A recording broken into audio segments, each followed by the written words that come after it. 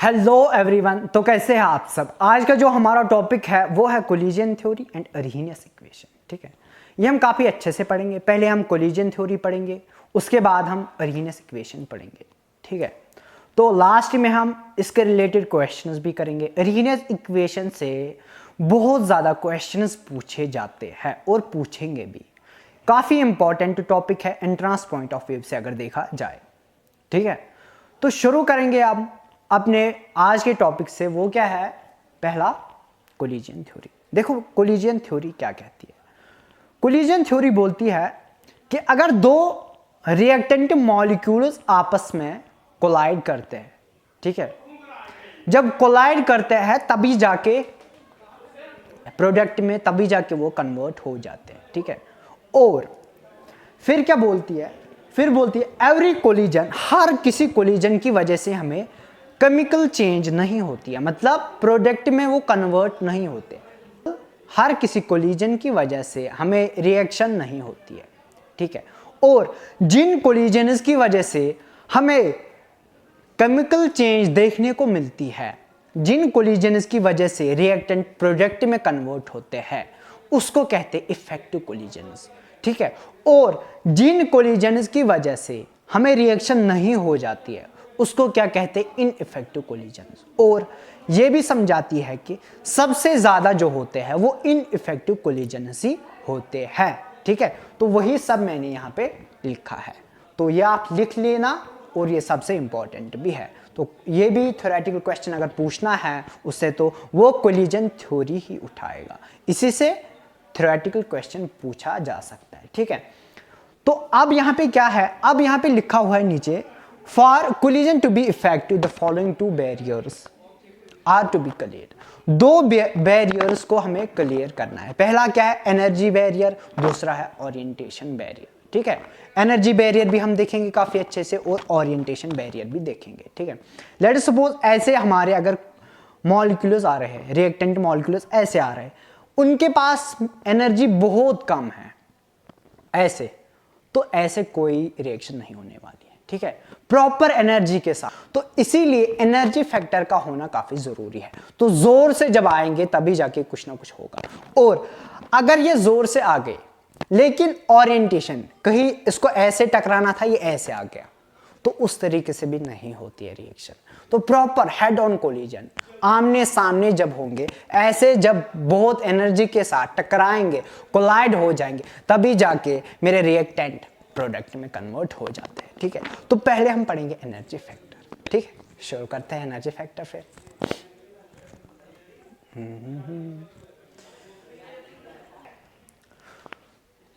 तो अब हम यहां पे देखेंगे एंडोथर्मिक एंड एक्सोथर्मिक रिएक्शन पहले। ठीक है, ये भी इंपॉर्टेंट है, इससे क्वेश्चन पूछा जाता है और टिपिकल क्वेश्चंस यहां से बन जाते हैं। देखो क्या यहां से मैंने पहले लिखा है, ये है ई, ये क्या है? रिएक्टेंट। यहां पे यह है potential energy and reaction progress. ठीक है, तो यहां पे मेरी एनर्जी है रिएक्टेंट की ये, ठीक है, और प्रोडक्ट की एनर्जी है ये है प्रोडक्ट की एनर्जी। इसको मैं लिखूंगा E R energy of reactant, और इसको लिखूंगा E P energy of product. इसको मैंने लिखा E R energy of reactant और एनर्जी ऑफ प्रोडक्ट। ठीक है, ये जो मैंने यहां पे मैं लिखता हूं फिर से, इसको क्या लिखेंगे? ई आर, और इसको क्या यहां से लिखेंगे? E P energy of product. ठीक है, देखो ये क्या है? Endothermic reaction. क्या है? Endothermic reaction. एंडोथर्मिक रिएक्शन में क्या होता है? उसमें एनर्जी रिलीज होती है, एब्जॉर्ब होती है। बताओ जरा, डेल्टा एच क्या होता है? जो डेल्टा एच एंडोथर्मिक रिएक्शन में होता है वो क्या होता है? बताओ जरा। डेल्टा एच पॉजिटिव होता है या नेगेटिव होता है? डेल्टा एच हमेशा एंडोथर्मिक रिएक्शन में क्या होगा? वो होगा पॉजिटिव। क्या होगा? पॉजिटिव। ठीक है, या होगा ग्रेटर देन जीरो, ऐसे भी होता है। Delta H is greater than zero, या होता है पॉजिटिव, ऐसे। ठीक है, या अगर आप ऐसे कंफ्यूज हो जाओगे तो फिर ऐसे भी लिख सकते हो, delta H is greater than zero. ठीक है, तो एक्सोथर्मिक में एनर्जी रिलीज हो जाती है, ठीक है, एनर्जी रिलीज होती है। तो इसमें क्या होता है, डेल्टा एच क्या होता है, डेल्टा एच होता है नेगेटिव। उसका क्या मतलब है, अगर डेल्टा एच नेगेटिव है उसका मतलब है delta H is less than 0, ऐसे भी लिख सकते हैं ना। तो ये मैंने इस टर्म यहाँ पे लिखा है ये। अब समझने वाली बात क्या है, देखो यहाँ पे रिएक्टेंट की एनर्जी ये है, प्रोडक्ट की एनर्जी ये है। डेल्टा एच किसके बराबर होता है, डेल्टा एच होता है ये डेल्टा एच है, डेल्टा एच, ये डेल्टा एच है मेरा, ठीक है। ये जो गैप है, ये जो यहाँ पे गैप है, एक सेकंड,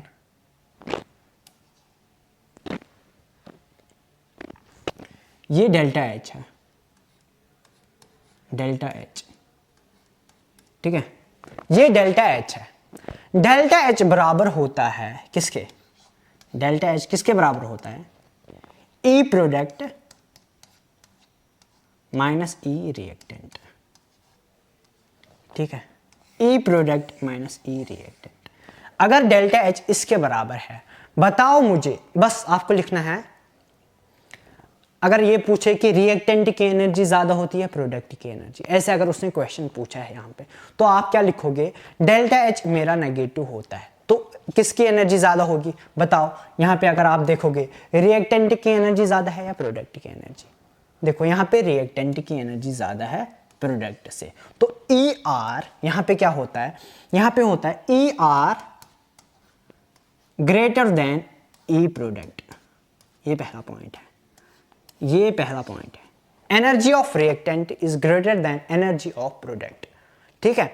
तो वहां पे क्या आएगा, डेल्टा एच आएगा नेगेटिव। देखो मेरा रिएक्टेंट, मेरी जो रिएक्टेंट की एनर्जी है वो ज्यादा है, ये ज्यादा है इससे, तो नेगेटिव साइन आ जाएगी, ठीक है। तो नेगेटिव ज्यादा है पॉजिटिव से, तो नेगेटिव ही आएगा ना, तो डेल्टा एच इस तरीके से नेगेटिव आ जाएगा। अगर यहां पे आप देखिए, देखो डेल्टा एच किसके बराबर लिखना है, बताओ, डेल्टा एच किसके बराबर है, ई प्रोडक्ट माइनस ई रिएक्टेंट, ठीक है, ये। तो डेल्टा एच हमेशा एंडोथर्मिक में पॉजिटिव होता है, ठीक है। तो यहां पे क्या लिखेंगे, अब यहां पे क्या लिखेंगे, देखो यहां पे अगर ग्राफ से देखोगे, ये रिएक्टेंट है मेरा, ये प्रोडक्ट है मेरा, बताओ एनर्जी किसकी ज्यादा है, प्रोडक्ट की या रिएक्टेंट की, डेल्टा एच पॉजिटिव है, तो इसका मतलब है प्रोडक्ट की एनर्जी ज्यादा होगी रिएक्टेंट से। अगर ग्राफ से भी देखोगे तो उस तरीके से समझ आएगा, और अगर आपको सिर्फ पता है डेल्टा एच क्या होता है एंडोथर्मिक में और एक्सोथर्मिक में, तो उस तरीके से भी आपको ये समझ आएगा। अगर आपको ये पता है delta H E product minus E reactant होता है और एंडोथर्मिक में डेल्टा एच पॉजिटिव होता है, ये सब भी इंपॉर्टेंट है। तो अगर ये पॉजिटिव है तो ई प्रोडक्ट होगा ना ज़्यादा, एनर्जी ऑफ प्रोडक्ट होगी ज़्यादा एनर्जी ऑफ रिएक्टेंट से। तो ये बातें आप याद रखोगे, बस इसको समझ लेना है, ये आपको खुद ब खुद याद रहेगा, ठीक है। तो इस तरीके से यहाँ पे टिपिकल क्वेश्चंस पूछे जाते हैं। तो अब हमारा जो टॉपिक था वो क्या था, उस पे आता है।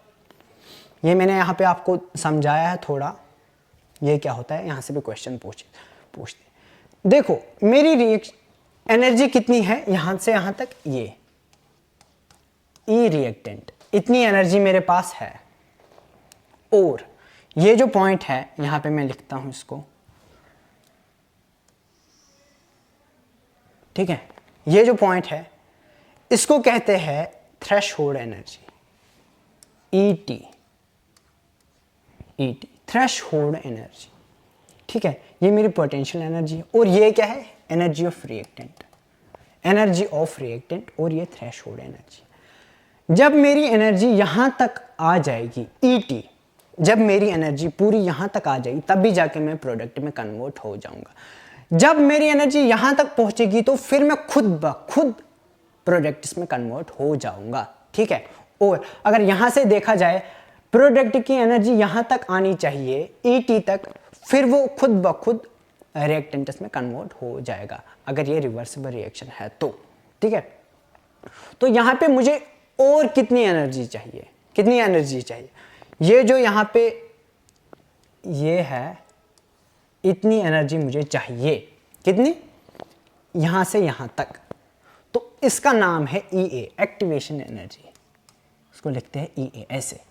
तो इतनी एनर्जी मुझे चाहिए तभी जाके मेरी एनर्जी यहां तक आ जाएगी, तो मैं क्या फिर वहां से रिएक्ट प्रोडक्ट्स में कन्वर्ट हो जाऊंगा। ठीक है, तो मेरे पास अभी इतनी ही एनर्जी है, चाहिए कितनी, इतनी, तो तभी जाके मैं कहां तक पहुंचाऊंगा, ET तक। ठीक है, तो फिर उसके बाद मैं खुद ब खुद किस में कन्वर्ट हो जाऊंगा, प्रोडक्ट्स में। ठीक है, मैं आपको ऐसे समझाऊंगा, एक best example, late us suppose मेरे पास कोई चीज है वो 50 रुपए को आता है, ऐसे लेट अस सपोज 50 रुपीज को ये आता है, ये 50 रुपीज को कोई चीज आती है। ठीक है,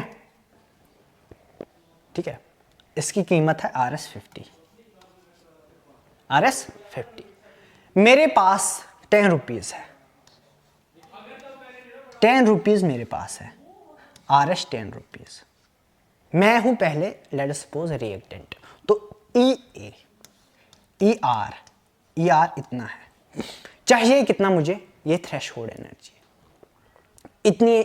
जब मेरे पास 50 रुपया होगा तभी जाके मैं ये प्रोडक्ट ले सकता हूं। ठीक है, ये चीज तभी खरीद सकता हूं ना, लेट सपोज ये कोई दुकानदार के पास 50 रुपए की कोई चीज है, मेरे पास सिर्फ 10 रुपया है, मुझे कितनी चाहिए, 40 रुपया यहां से यहां तक पहुंचने में चाहिए ना, यहां से यहां तक मुझे कितना चाहिए, 40 रुपया, कितना, 40 रुपया, तभी जाके 50 हो जाएंगे। ये जो 50 है ये ET है, ये थ्रेशोल्ड एनर्जी है। क्या है, थ्रेशोल्ड एनर्जी। और ये जो 40 रुपया मुझे चाहिए यही एक्टिवेशन एनर्जी है। ये क्या है, एक्टिवेशन एनर्जी। और ये क्या है, 10 रुपया रिएक्टेंट। देखो कोई चीज 50 रुपये को आती है, कितने को, 50 रुपये को, मेरे पास 10 ही रुपया है, मुझे कितनी चाहिए, 40 रुपया, उसी 40 रुपये को कहते हैं एक्टिवेशन एनर्जी। बस ऐसे याद है। ठीक है, और ये जो 50 रुपया चाहिए इतना मिनिमम होना चाहिए तभी जाके मैं इसको ले सकता हूँ, इसी को कहते हैं थ्रेशोल्ड एनर्जी। ठीक है, अगर डेफिनेशन से देखोगे, देखो डेफिनेशन क्या है, डेफिनेशन क्या है, the minimum amount of energy required by the reactant molecules to participate in a reaction is called activation energy. इतनी एनर्जी मेरे पास होनी ही चाहिए तभी जाके मैं पार्टिसिपेट करता हूँ रिएक्शन में। जब मेरे पास 50 रुपया होंगे, कोई चीज़ अगर 50 रुपया को है और मेरे पास 50 रुपया हो गए तभी जाके मैं दुकानदार को बोल सकता हूँ ना मुझे ये चाहिए। ठीक है ना, तभी जाके किसी को आप पूछ सकते हो ना कि मुझे ये दे दो, अगर आपके पास वो अमाउंट है। अगर आपके पास और कोई चीज़ 50 रुपये को आती है, आपके पास 10 रुपया है, आप बोल सकते हो उसको मुझे ये दे दो, मत ना बोल सकते हो। अगर आपके पास 50 रुपया है तब बोल सकते हो। ठीक है, तो वही चाहिए, वही उसी को कहते हैं एक्टिवेशन एनर्जी। ठीक है, फिर थ्रेशोल्ड एनर्जी, ये क्या है, minimum amount of energy which the colliding molecules must possess. मैंने अभी आपको समझाया, देखो क्या बोला, मैंने आपको बोला 50 रुपया जो है और 10 रुपया मेरे पास पहले थे, मैं रिएक्टेंट हूं, और यह है ET, थ्रेशोल्ड एनर्जी। इतना तो होना ही चाहिए, ये 50 रुपये का चीज है, इतना तो होना ही चाहिए तभी जाके ये ले सकते हो। और जो मुझे चाहिए थी वो कितना था, वो 40 था। ये जो 40 है ये एक्टिवेशन एनर्जी है, ये एनर्जी ऑफ रिएक्टेंट है, और ये थ्रेशोल्ड एनर्जी है। ठीक है, तो ये बात काफी अच्छे से आपको समझ आई होगी। ठीक है, अब देखेंगे हम इसके बाद, ये वापस जाते उसी पे, देखो ये है एक्टिवेशन एनर्जी। अब ये जो है इसको क्या कहेंगे हम, अब एक्टिवेशन एनर्जी, यहां से यहां तक जाने में इसको कहेंगे एक्टिवेशन एनर्जी।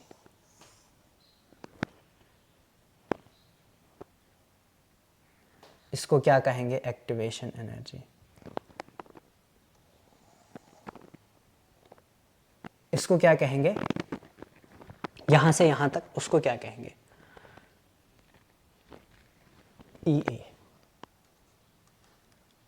EA फॉरवर्ड लिखेंगे इसको, EA फॉरवर्ड। और अगर मुझे रिएक्टेंट से प्रोडक्ट जाना है तो E activation energy forward reaction. ठीक है, और अगर मुझे प्रोडक्ट से रिएक्टेंट में जाना होगा तो उसको कहेंगे EA बैकवर्ड। ठीक है, उसको क्या कहेंगे, EA फॉरवर्ड और EA बैकवर्ड। ठीक है, इतना आपको समझ आया, क्या कहेंगे, EA forward and EA backward. अब यहाँ पे लेट अस सपोज ये जो गैप है ना, ये गैप मैंने अभी आपको बोली है, ये गैप जो है इसको क्या कहते हैं? ये जो गैप है ये यहां और यहां, ये गैप जो है इसको क्या कहते हैं? Delta H. मैंने अभी आपको बोली है डेल्टा एच। क्या कहते हैं? Delta H. ये डेल्टा एच किसके बराबर है? देखो यहां से आप कंफ्यूज हो जाओगे, ये डेल्टा एच है यहां से यहां तक, ठीक है, यहां से यहां तक डेल्टा एच है, और यह है प्रोडक्ट से यहां तक ईटी तक पहुंचने में इतनी एनर्जी चाहिए, या रिएक्टेंट से ईटी तक मुझे ई ए फॉरवर्ड चाहिए, ठीक है। तो ई ए फॉरवर्ड किसके बराबर है? अगर मुझे ई ए फॉरवर्ड लिखना हो तो मैं कैसे किसके बराबर इसको लिखूंगा?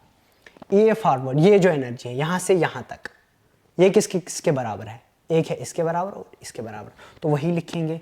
एक लिखेंगे ई A backward plus delta H, ठीक है। तो इसके बराबर ये यहां पे आ गया है,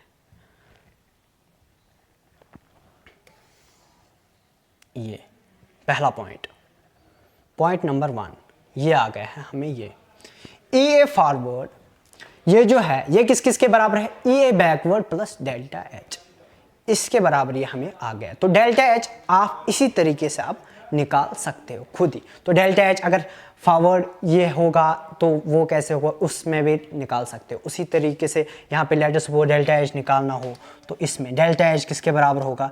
E A forward minus E A backward, ऐसे डेल्टा एच इसके बराबर होगा, ठीक है। तो इस तरीके से ये भी आप निकाल सकते हो, ठीक है। तो उसमें भी ऐसे ही निकालोगे, फिर देखोगे डेल ई ए फॉरवर्ड ज़्यादा है या ई ए बैकवर्ड। इसमें क्या होगा? देखो ई ए फॉरवर्ड इतना ही है, ई ए फॉरवर्ड इतना है, और ई ए बैकवर्ड इतना है, ई ए बैकवर्ड इतना है, ठीक है। तो इसमें ई ए बैकवर्ड ज़्यादा होगा तो डेल्टा एच उसमें नेगेटिव आएगा। यहाँ पे ये एक्सोथर्मिक है,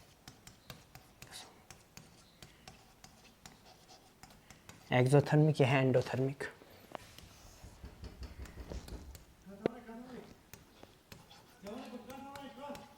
आठ सेकंड, एंडोथर्मिक।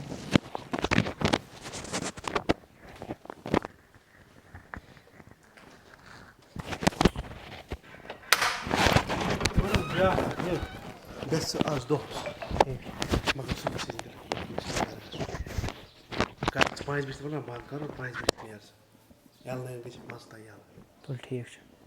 ऐसे कर, मैं सुबह तक बस चीर कर, सुबह से अगर आ रहा है, मैं करना सारा फोन आप आया था, इसको 2 घंटे के लिए बोला गया। गश्ते में प्रॉब्लम मैं नौकरी। तो सही गो पानवे स्कोर पानवे। जैसे मैं 5 दिन मैंने कहा था, जब तक आपको बैठना है ऑनलाइन पे, सुबह से फोन जो है मैं चाहूँगा तो सर पर ठीक है, चलो सर आपको आराम से कर लो, चलो थोड़ा सा।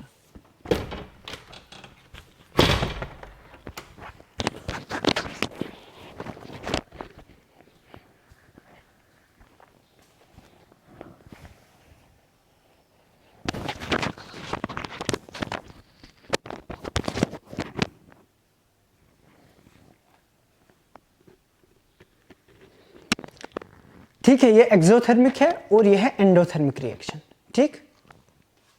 तो ये क्या है? ये एक्सोथर्मिक है, ये एंडोथर्मिक है, ठीक है। यहाँ पे गलत हो गया था, ठीक है। तो यहाँ पे क्या होगी? ये बैकवर्ड कम है, ये फॉरवर्ड ज़्यादा है, तो डेल्टा एच पॉजिटिव आएगा। इसी तरीके से यहाँ पे अगर देखा जाए, ये बैकवर्ड ज़्यादा है, ये ज़्यादा है ये फॉरवर्ड से, तो ये नेगेटिव आएगा उसमें, ठीक है। तो और एक इम्पॉर्टेंट बात है, सबसे ये छोटा ही टॉपिक है। यहाँ पे मैंने क्या बोला है, ये जो ET है, ET कितना है? यहाँ से यहाँ तक ET है ना, थ्रेशोल्ड एनर्जी, ये सारा ET है। क्या है? ET। यहाँ से टॉप तक, पहले से बॉटम से टॉप तक, ये क्या है? Threshold energy. ये किस के बराबर होती है? किसके बराबर होती है? बताओ ज़रा, थ्रेशोल्ड एनर्जी किसके बराबर होती है? ये क्या है मेरी? ये ई रिएक्टेंट, ठीक है, ई रिएक्टेंट। तो थ्रेशोल्ड एनर्जी किसके बराबर है? एक है ई रिएक्टेंट और एक्टिवेशन एनर्जी की, ठीक है। Kinetic energy of reactant molecule और एक्टिवेशन एनर्जी के, ठीक है। तो यहाँ पे अगर ये पॉइंट लिखना हो तो ई टी किसके बराबर है, इसको सम करो और इसको सम करो, ठीक है। यहाँ से अगर देखा जाए, देखो ई टी किसके बराबर है, एक है यहाँ से यहाँ तक, ये ई टी है सारा है ये ई टी।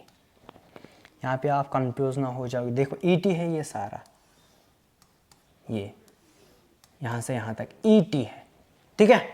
ये यहाँ से यहाँ तक ई टी है। तो यहाँ पे क्या आना चाहिए मुझे बताओ, यह ई रिएक्टेंट, ठीक है, और यह एक्टिवेशन एनर्जी। तो ई टी किसके बराबर आएगा, एक आएगा ई आर के पास, ई आर प्लस किसके बराबर आएगा, ई ए फॉरवर्ड। इस तरीके से भी लिख सकते हो, और इस तरीके से भी लिख सकते हो ना, ई टी किसके बराबर है, ये energy plus backward energy, product of E P, ऐसे भी लिख सकते हो, E P plus E A backward, इस तरीके से भी लिख सकते हो। दोनों तरीके, ये दोनों सही है। Threshold energy E reactant plus E A forward, या थ्रेशोल्ड एनर्जी ऐसे भी लिख सकते हो, energy of product plus E A backward, ठीक है। तो दोनों तरीकों से लिख सकते हैं, ठीक है। अब क्या था टॉपिक, कोलिजन थ्योरी। मेरी एनर्जी मिनिमम कितनी होनी चाहिए, इतनी एनर्जी मेरी होनी चाहिए, तभी जाके मैं यहाँ पे मेरा जो रिएक्टेंट है वो प्रोडक्ट में कन्वर्ट हो जाएगा, ठीक है। तो इसी तरीके से अगर हम अब ये पढ़ेंगे, ये बताऊंगा मुझे अब, ये बोल्ट्जमैन डिस्ट्रीब्यूशन करो, ठीक है। ये क्या है, ये number of molecules, number of gaseous molecules with energy E, number of gaseous molecules with energy E, या फ्रैक्शन ऑफ मॉलिक्यूल्स, ऐसे भी लिख सकते हो, फ्रैक्शन ऑफ मॉलिक्यूल्स, ऐसे fraction of molecules having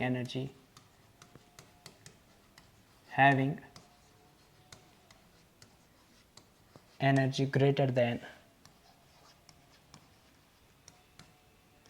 T greater than threshold, greater than activation energy, greater than activation, ठीक है। Let us suppose इतने मॉलिक्यूल्स है, ये जो पहला ग्राफ है ऐसे, ठीक है, ये मेरा पहला ग्राफ, ठीक। और ये क्या है, ये है fraction of molecules having energy greater than activation energy E, ऐसे, ठीक है। देखो ये जो मॉलिक्यूल्स है ना, यहाँ से ई ए मैंने यहाँ पे लिखा हुआ है, तो ये जो मॉलिक्यूल्स है इनको मैं ऐसे करता हूँ, ऐसे,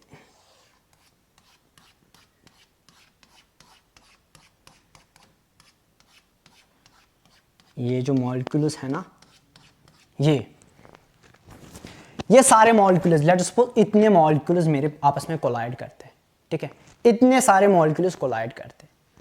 अब प्रॉपर एनर्जी के साथ कौन से मॉलिक्यूल्स मेरे कोलाइड करते हैं, वो सब सिर्फ इतने, लेट्स सपोज अगर ये 1000 है ना, यहाँ से 150, सिर्फ 150 मॉलिक्यूल्स ऐसे हैं जो परफेक्ट, जो प्रॉपर एनर्जी के साथ आ रहे हैं, ठीक है, जो प्रॉपर एनर्जी के साथ आ रहे हैं। ऐसे ही यहाँ पे मैंने लिखा fraction of molecules having energy greater than activation energy, जो मेरी एक्टिवेशन एनर्जी चाहिए थी वो सिर्फ मेरे इतने मॉलिक्यूल्स है। तो ये मॉलिक्यूल्स कितने हैं, वो होते हैं बराबर e to the power minus E A by R T, इतने e to the power minus E A by R T, वो इतने मॉलिक्यूल्स होते हैं, ठीक है। लेट अस सपोज मैंने अब टेम्परेचर इंक्रीज किया है, यहाँ पे मैंने टेम्परेचर अब इंक्रीज किया ऐसे, तो ये जो फ्रैक्शन ऑफ मॉलिक्यूल्स है वो इतना बढ़ गया, वो और यहाँ से यहाँ तक बढ़ गए, ये और बढ़ गए, ठीक है ना। तो टेम्परेचर इंक्रीज करने से यहाँ पे मेरे और मॉलिक्यूल्स बढ़ेंगे, ये मैं अभी आपको आगे सिखाऊंगा। टेम्परेचर इंक्रीज करने से रेट ऑफ रिएक्शन बढ़ जाती है, ये मैं अभी आपको आगे समझा लूँगा, ठीक है। तो यहाँ पे मेरे जो मॉलिक्यूल्स थे, अगर पहले 50, 150 थे, 150 थे, तो अब मेरे 300 या 350 बन गए, ठीक है। तो डिपेंड करता है टेम्परेचर पे। तो यहाँ पे लेकिन आपको ये समझ आ गया है कि ये जो मॉलिक्यूल्स है यहाँ से यहाँ तक वो कितने हैं, e⁻⁻RT, ठीक है। तो इतने मॉलिक्यूल्स के पास वो एनर्जी है, ठीक है, जो हमें चाहिए थी। तो अब दूसरा जो फैक्टर है ओरिएंटेशन फैक्टर। दूसरा क्या है, ओरिएंटेशन फैक्टर।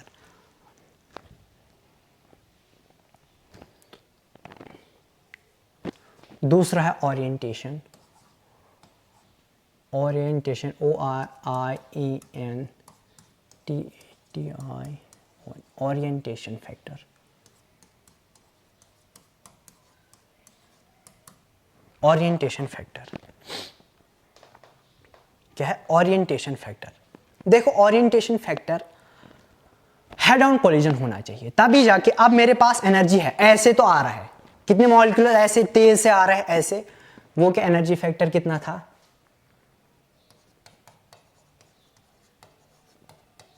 एनर्जी फैक्टर वो कितना था, e⁻⁻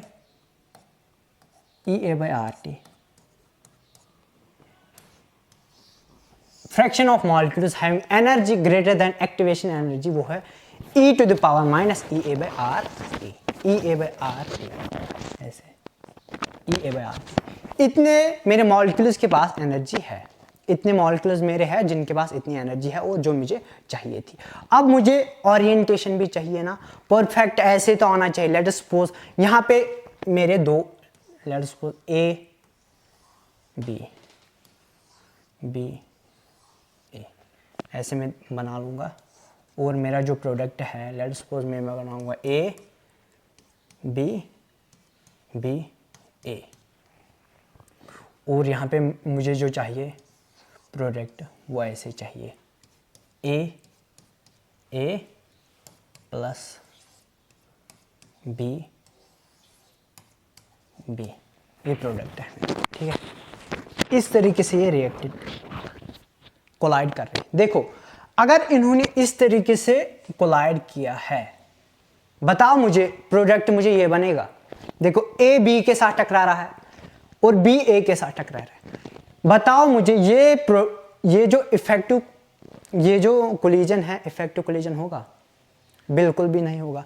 मुझे प्रोडक्ट है A और B, ठीक है। तो करना क्या है यहाँ पे, अगर मुझे A के साथ मिलता और B के साथ मिलता, तभी जाके मुझे ये वाला प्रोडक्ट बन जाता, ठीक है। तो यहाँ पे क्या होगा, ये क्या है फिर, ये है इनइफेक्टिव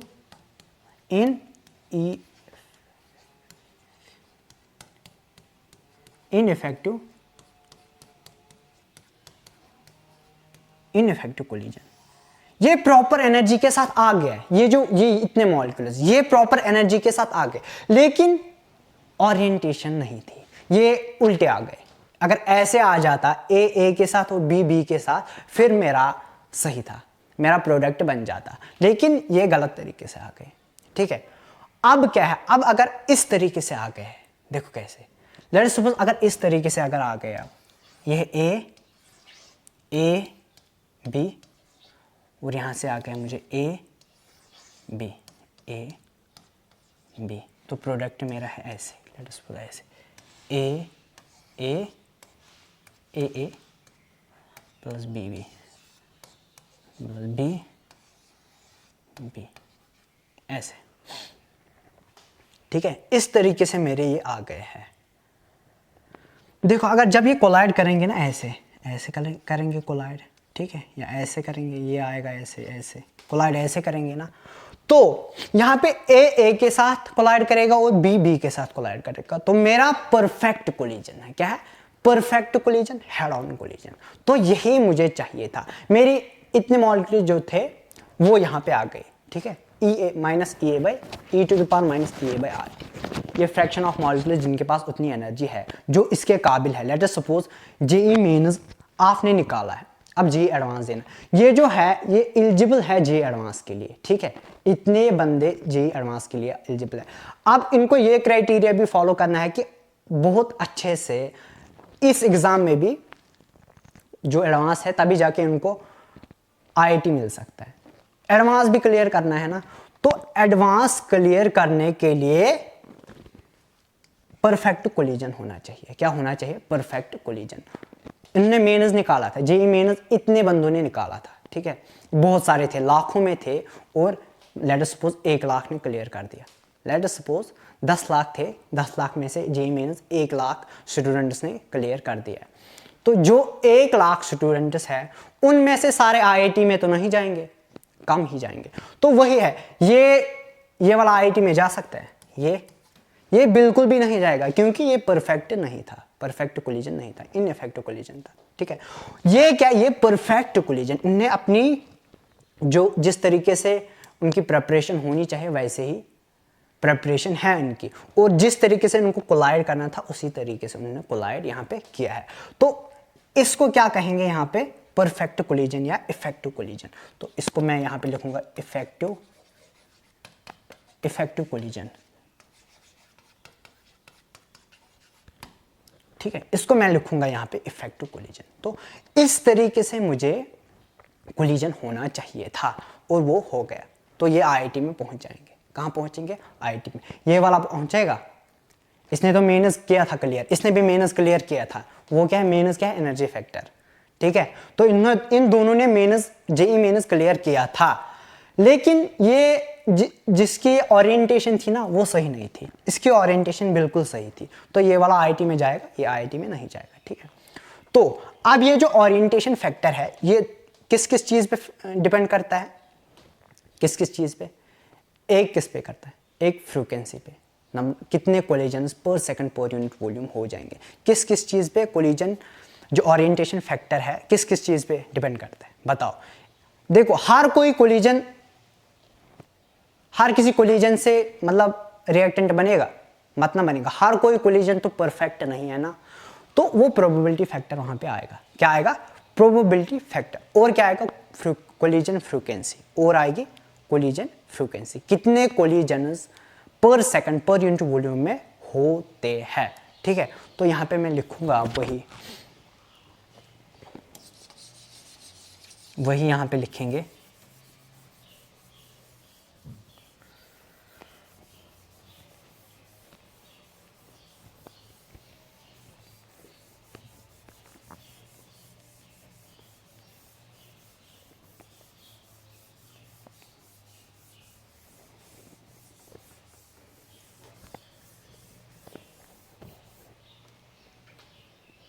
देखो, ओरिएंटेशन फैक्टर दो चीज़ों पे डिपेंड करता है। किस पे? एक है मेरा पहला जो है फ्रीक्वेंसी कोलिजन, पहला collision frequency,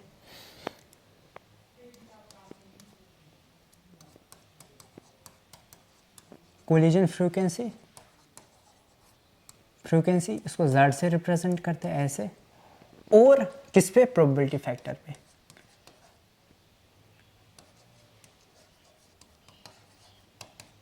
probability factor,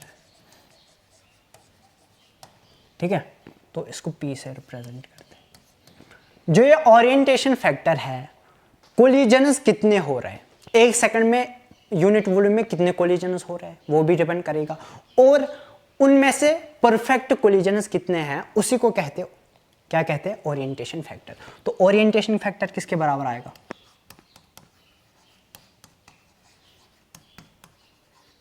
orientation factor किसके बराबर आएगा? Z into P, Z into P, ऐसे। ये इंपॉर्टेंट है, ये जो ओरिएंटेशन फैक्टर है ये इसके बराबर आ गया,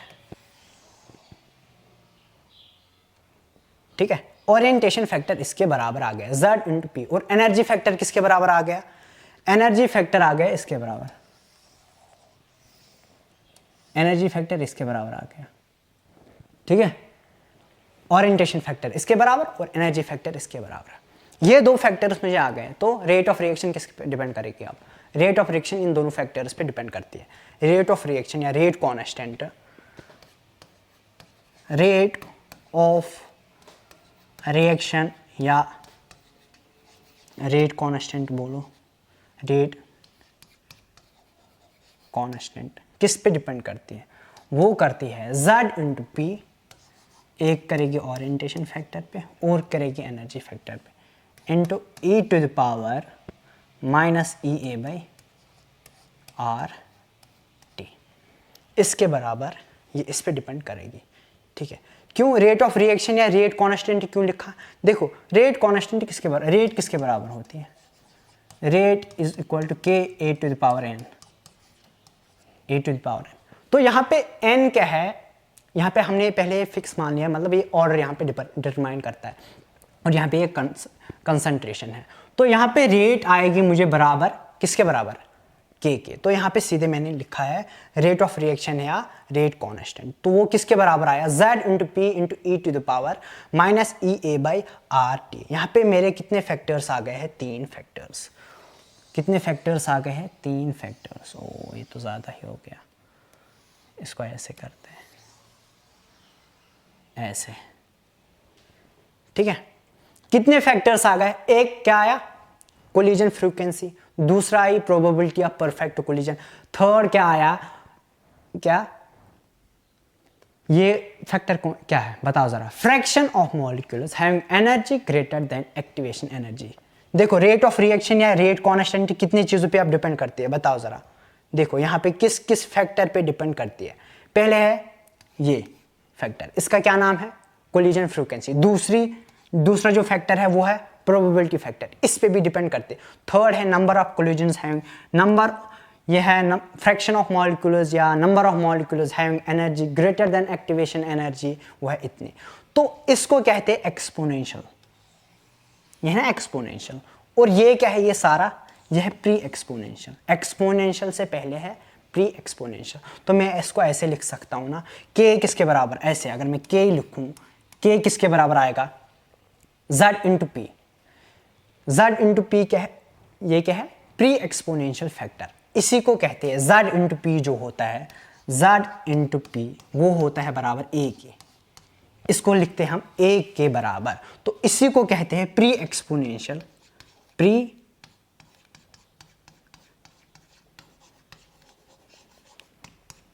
एक्सपोनेंशियल फैक्टर,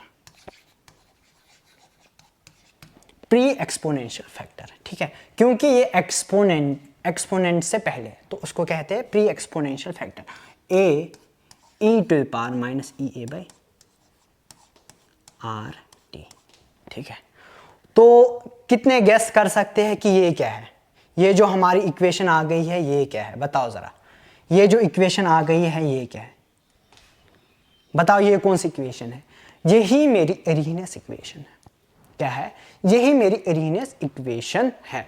ए किसके बराबर होता है, अब आपको समझ आ गया, Z इंटू पी। Z क्या है, कोलिजन फ्रीक्वेंसी, P क्या है, प्रोबेबिलिटी ऑफ परफेक्ट कोलिजन। ठीक है, या probability of head on collision. ठीक है, इतना समझ आ गया। बहुत अच्छे से ये समझ लेना कि A क्या होता है। लेट्स सपोज उसने अगर आपको दे दिया है A मेरी मतलब प्रोबेबिलिटी ऑफ परफेक्ट कोलिजन है 0.3 या 0.4 और नंबर ऑफ कोलिजन्स पर सेकंड पर यूनिट वॉल्यूम इतने हो रहे हैं, फिर मुझे बताओ या रेट कांस्टेंट की वैल्यू बताओ, और यहाँ पे ये भी थी, एक्टिवेशन एनर्जी भी दे दिया, टेम्परेचर भी दे दिया। तो इस तरीके से क्वेश्चंस बन जाते हैं बहुत, मतलब इस तरीके से इसमें से बहुत क्वेश्चंस बनेंगे। यहाँ पे बताएगा कि एक्टिवेशन एनर्जी दे के रखेगा या किसी और तरीके से निकालनी होगी, फिर टेम्परेचर भी देगा। ठीक है, फिर बोलेगा यहाँ पे ए आपको डिटरमाइन करना हो, ए किसके बराबर होगा, वो बोलेगा प्रोबेबिलिटी ऑफ परफेक्ट कोलिजन इतनी है या नंबर ऑफ कोलिजन पर सेकंड पर यूनिट वॉल्यूम इतने हो रहे हैं। तो इस तरीके से आपको करना है। ठीक है, तो ये समझ लेना चाहिए कि क्या करना है, कैसे ये आ गया। तो यही है अरीनियस इक्वेशन। इसको क्या लिखेंगे नाम, ARR, मुझे स्पेलिंग ना याद नहीं है, ARRHENIOUS,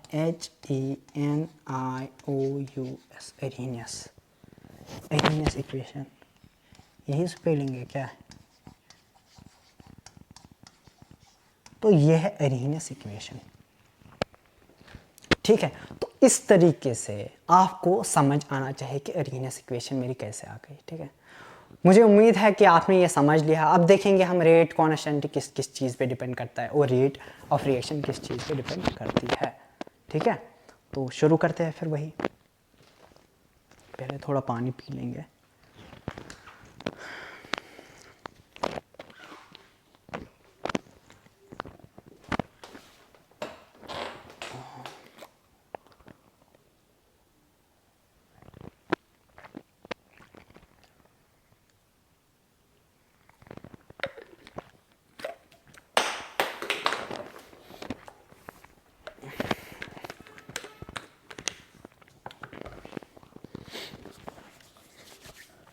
अब जो नेक्स्ट हमारा है वो है क्या, effect of temperature on rate of reaction.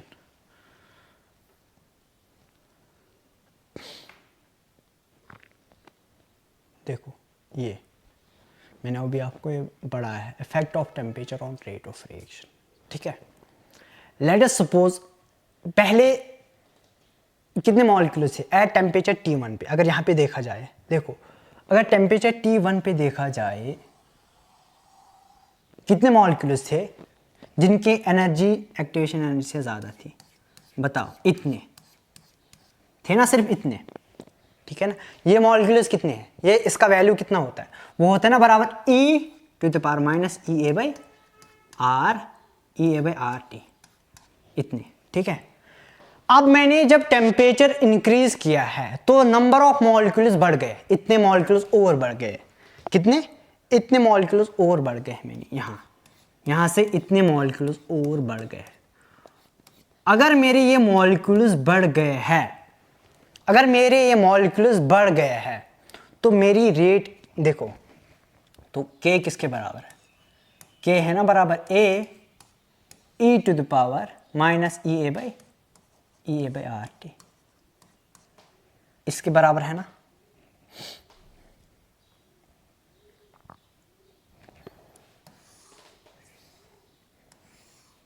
इसके बराबर है ना, ठीक है।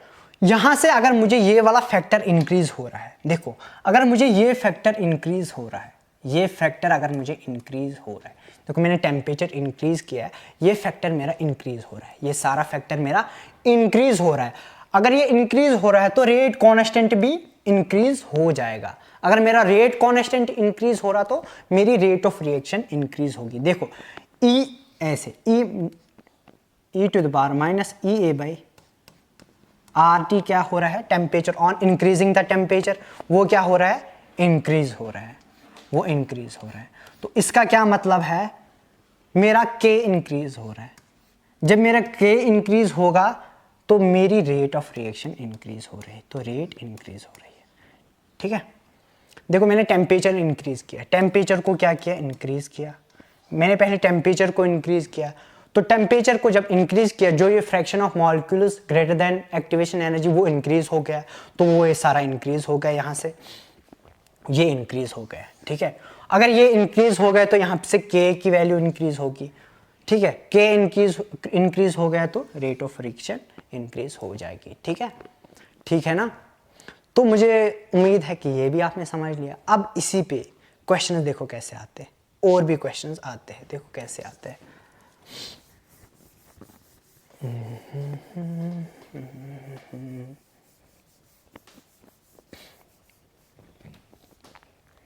देखो क्वेश्चंस कैसे आते हैं। ये टेम्परेचर T1 है, ये T2 है, ठीक है, ऐसे देगा। तो अरीनेस इक्वेशन इसके बराबर है। इसको क्या हो रहा है, अरे रिडू करो, इसको इरेज करता हूं पहले।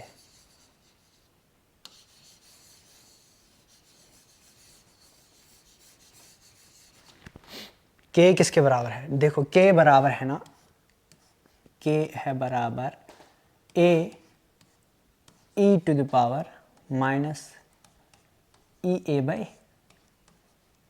RT, इसके बराबर। ये क्या है, अरीनेस इक्वेशन, यही है अरीनेस इक्वेशन। ये है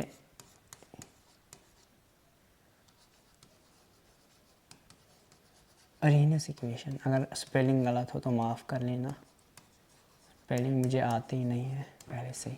तो अरीनेस इक्वेशन ये है, Ka e to the power minus EA by RT, यही अरीनेस इक्वेशन है, ठीक है। लेट अस सपोज अगर T1 और T2 ऐसे कर दिया है, टेम्परेचर T1 पे मेरा K1 होगा और टेम्परेचर T2 पे K2 होगा, तो फिर कैसे आएगा, इक्वेशंस वैसे देता है। लेट अस सपोज आपको मैं अभी समझाऊंगा। लेट सपोज टेम्परेचर T1 पे K1 होगा मेरा, ऐसे K1, ये क्या हुआ, A e to the power EA by RT1। देखो अगर मैंने टेम्परेचर इंक्रीज किया ना, एक्टिवेशन एनर्जी भी इंक्रीज होती है, लेकिन यहाँ पे हमने एक्टिवेशन एनर्जी को फिक्स किया है, ठीक है। एक्टिवेशन एनर्जी को मैंने यहाँ पे फिक्स किया है क्वेश्चंस के लिए। तो एक्टिवेशन ये K1 आ गया, तो K2 किसके बराबर आ गया? अगर T2 के लिए लिखना हो तो K2 आएगा मुझे बराबर किसके बराबर? A E to the power किसके बराबर आएगा बताओ ज़रा? A E to the power minus E A by R T. यहाँ पे T2 आएगा। देखो पहले हमने टेम्परेचर को वेरी किया, एक्टिवेशन एनर्जी को फिक्सड रखा। दूसरा केस अभी हम देखेंगे जहाँ पे हम टेम्परेचर को फिक्स रखेंगे और एक्टिवेशन एनर्जी को चेंज करेंगे, ठीक है? उस तरीके से क्वेश्चंस पूछे जाते हैं। तो यहाँ पे मैंने ये लिखा है एट टेम्परेचर T1 पे K1 और T2 पे K2, ठीक है?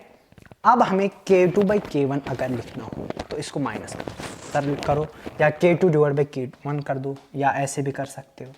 देखो ये भी लिख सकते हैं K2 माइनस K1, इसको इससे माइनस करो, K2 को K2 माइनस K1 किसके बराबर आएगा? या नहीं ऐसे नहीं, डिवाइड कर दो ऐसे, डिवाइड कर दो K2 से K1 को, K2 डिवाइड बाई K1 किसके बराबर आएगा बताओ? K2 बाई K1 किसके बराबर आएगा? वो आएगा ना बराबर, देखो वो आएगा बराबर A E to the power minus E A by R T2 और divide by A E to the power minus E A by R T2, ठीक है? ऐसे आएगा ना। तो यहाँ से कैंसिल क्या होगा? कैंसिल ए और ए कैंसिल होगा। तो ये जब हम यहाँ से ऊपर ले आएंगे तो पॉजिटिव बनेगा, तो ये क्या बनेगा? ये बनेगा यहाँ से क्या बनेगा? E to the power minus E, ये बनेगा plus E A by R, यहाँ से T1 है ये और T1 है, ठीक है? ये ऐसे बनेगा। ये जब ऊपर ले आएंगे यहाँ पे माइनस था और ये प्लस बनेगा, ठीक है? तो ये क्या बनेगा? K2 बाई K1 किसके बराबर आएगा? K2 बाई K1 किसके बराबर आएगा? वो आएगा ना बराबर e टू द पावर, पहले प्लस देखेंगे, E A by R T1, फिर क्या है? Minus into E to the power minus E A by R T2, ऐसे, ठीक है? बेस सेम है, पावर्स को ऐड करते हैं, तो वो किसके बराबर आएगा? वो आएगा ना बराबर e to the power E ए को कॉमन करते, और आर को भी कॉमन करते, ऐसे वो आएगा। ऐसे किसके बराबर आएगा? 1 by T1, 1 divide by T1 minus 1 divide by T2, इसके बराबर। K2 बाई K1 किसके बराबर? E to the power E A by R 1 by T1 minus 1 by T2, ठीक है? तो अगर हम यहाँ से अब एंटी लॉग लेंगे, लेट अस सपोज अगर हम यहाँ से अब एंटी लॉग लेंगे, ठीक है? इसको थोड़ा और मैनिपुलेट अगर करेंगे तो ये किसके बराबर आएगा? T2 minus T1 E to the power E A by R T, ये क्या आएगा? T2 माइनस T1, ये आएगा ऐसे T2 minus T1 divide by T1 into T2, ऐसे आएगा, ठीक है? ये इसके बराबर आएगा E A by R T T2 minus T1 divide by T1 into T2, ठीक है? तो ये हमें ये निकल के आ गया क्या? K2 बाई K1, ठीक है? यहाँ से मैं इरेज करता हूँ अब,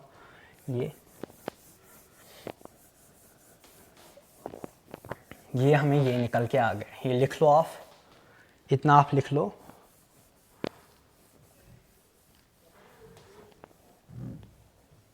ये किसके बराबर आ गया? ये K2 बाई K1 किसके बराबर आ गया? मैं K2 बाई K1 आ गया मुझे बराबर e to the power E A by R T2 minus T1 divide by T1 into T2, ऐसे, या T2 इंटू T1 या T1 इंटू T2, इसके बराबर ये आ गया, ठीक है?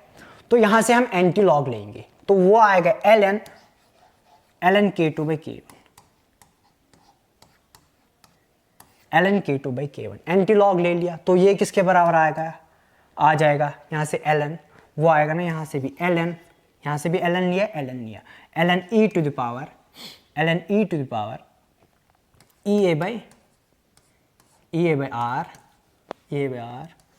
Into T2 minus T1 divide by T1 into T2 इसके बराबर आ गया। ठीक है, इसकी बेस क्या होती है? ln, ये natural log base to the power e होता है, इसकी भी बेस e होती है। ठीक है, तो ये और ये कैंसिल हो जाएगा, ये और ये कैंसिल हो जाएगा, ये 1 के बराबर आएगा। ठीक है, ये 1 के बराबर आएगा।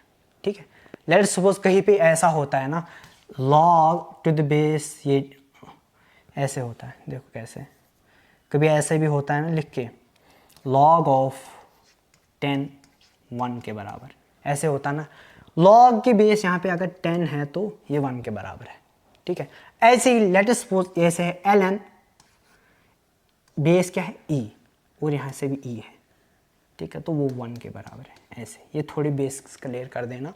ठीक है, तो ये 1 के बराबर ऐसे होता है, तो ये 1 के बराबर है, ऐसे मैंने ये लिख दिया है।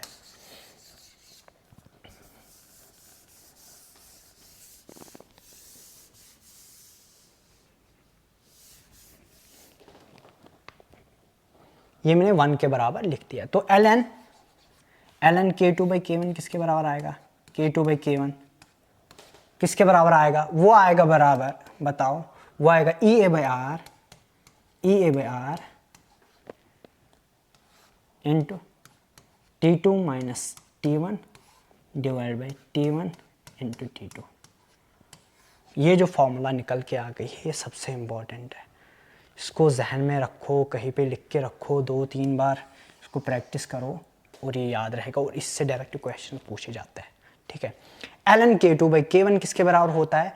EA/R T2 minus T1 into T1 into T2। ठीक है, T2 सबसे बड़ा है, T2 बड़ा है, यहाँ पे ध्यान रखना, ये जो T2 है ये बड़ा है। देखो यहाँ पे मैंने लिखा है T2 is greater than T1। ठीक है, तो यहाँ से पॉजिटिव ही आएगा, T2 minus T1 into T1 into T2। ठीक है, EA/R मल्टीपल करना है। अगर आप इसको लॉग के फॉर्म में लिखना हो तो कैसे लिखेंगे? तो लॉग के फॉर्म में अगर लिखना हो तो कैसे लिखेंगे? देखो वो लिखेंगे ना ऐसे, log of K2/K1, log of K2/K1 ऐसे लिखेंगे। ठीक है, लॉग ऑफ K2/K1, फिर क्या लिखेंगे? और लॉग के बदले यहाँ पे 2.303 आएगा। क्या आएगा?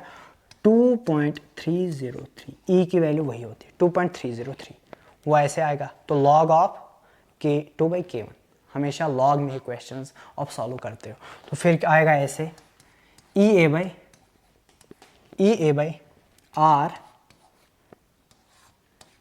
T2 minus T1 divide by T1 into T2, वो ऐसे इसके बराबर आ गया है।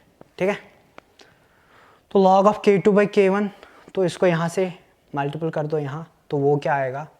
वो आएगा बराबर,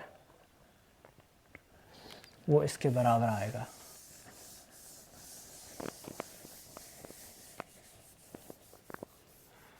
वो आएगा ये,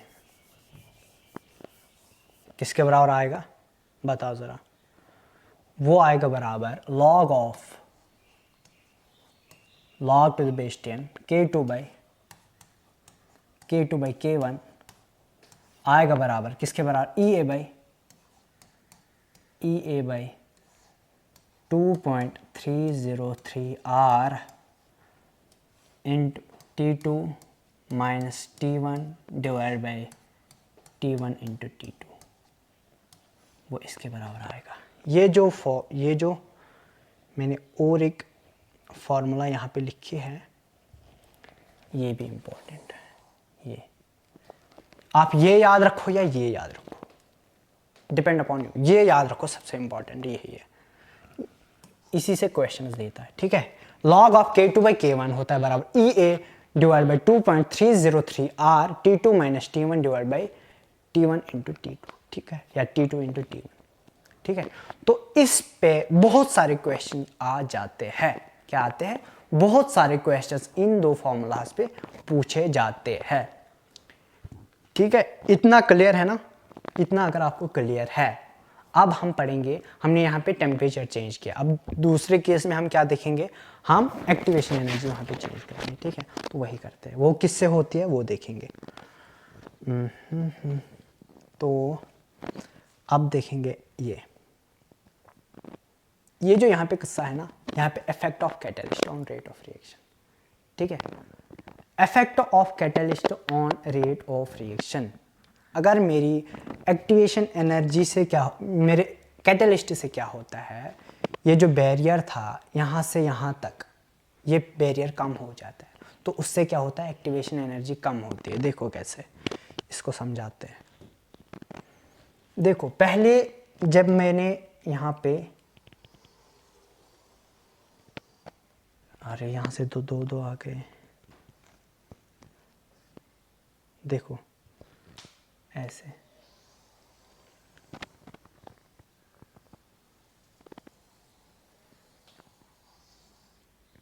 ठीक है। पहले मैंने विदाउट कैटलिस्ट रिएक्शन की है। देखो ये without catalyst, activation energy without catalyst कितनी है, यहां से यहां तक, यहां से यहां तक है, यहां से यहां तक है ना, एक्टिवेशन एनर्जी विदाउट कैटलिस्ट, ठीक है। और जब फिर मैंने कैटलिस्ट का इस्तेमाल किया है, फिर जब कैटलिस्ट का इस्तेमाल किया गया है तो ये कितनी आ गई, ये ऐसे आ गए ग्राफ, ये ऐसे आ गया, ठीक है। तो ये मेरी विथ कैटलिस्ट इतनी एक्टिवेशन आ गई है, ठीक है। आपको लग रहा है कि यहाँ पे क्या हुआ, एक्टिवेशन एनर्जी मेरी कम हो गई है कि नहीं हो गई। तो ये क्या करता है, कैटलिस्ट क्या करता है बताओ, अगर आपको पता है।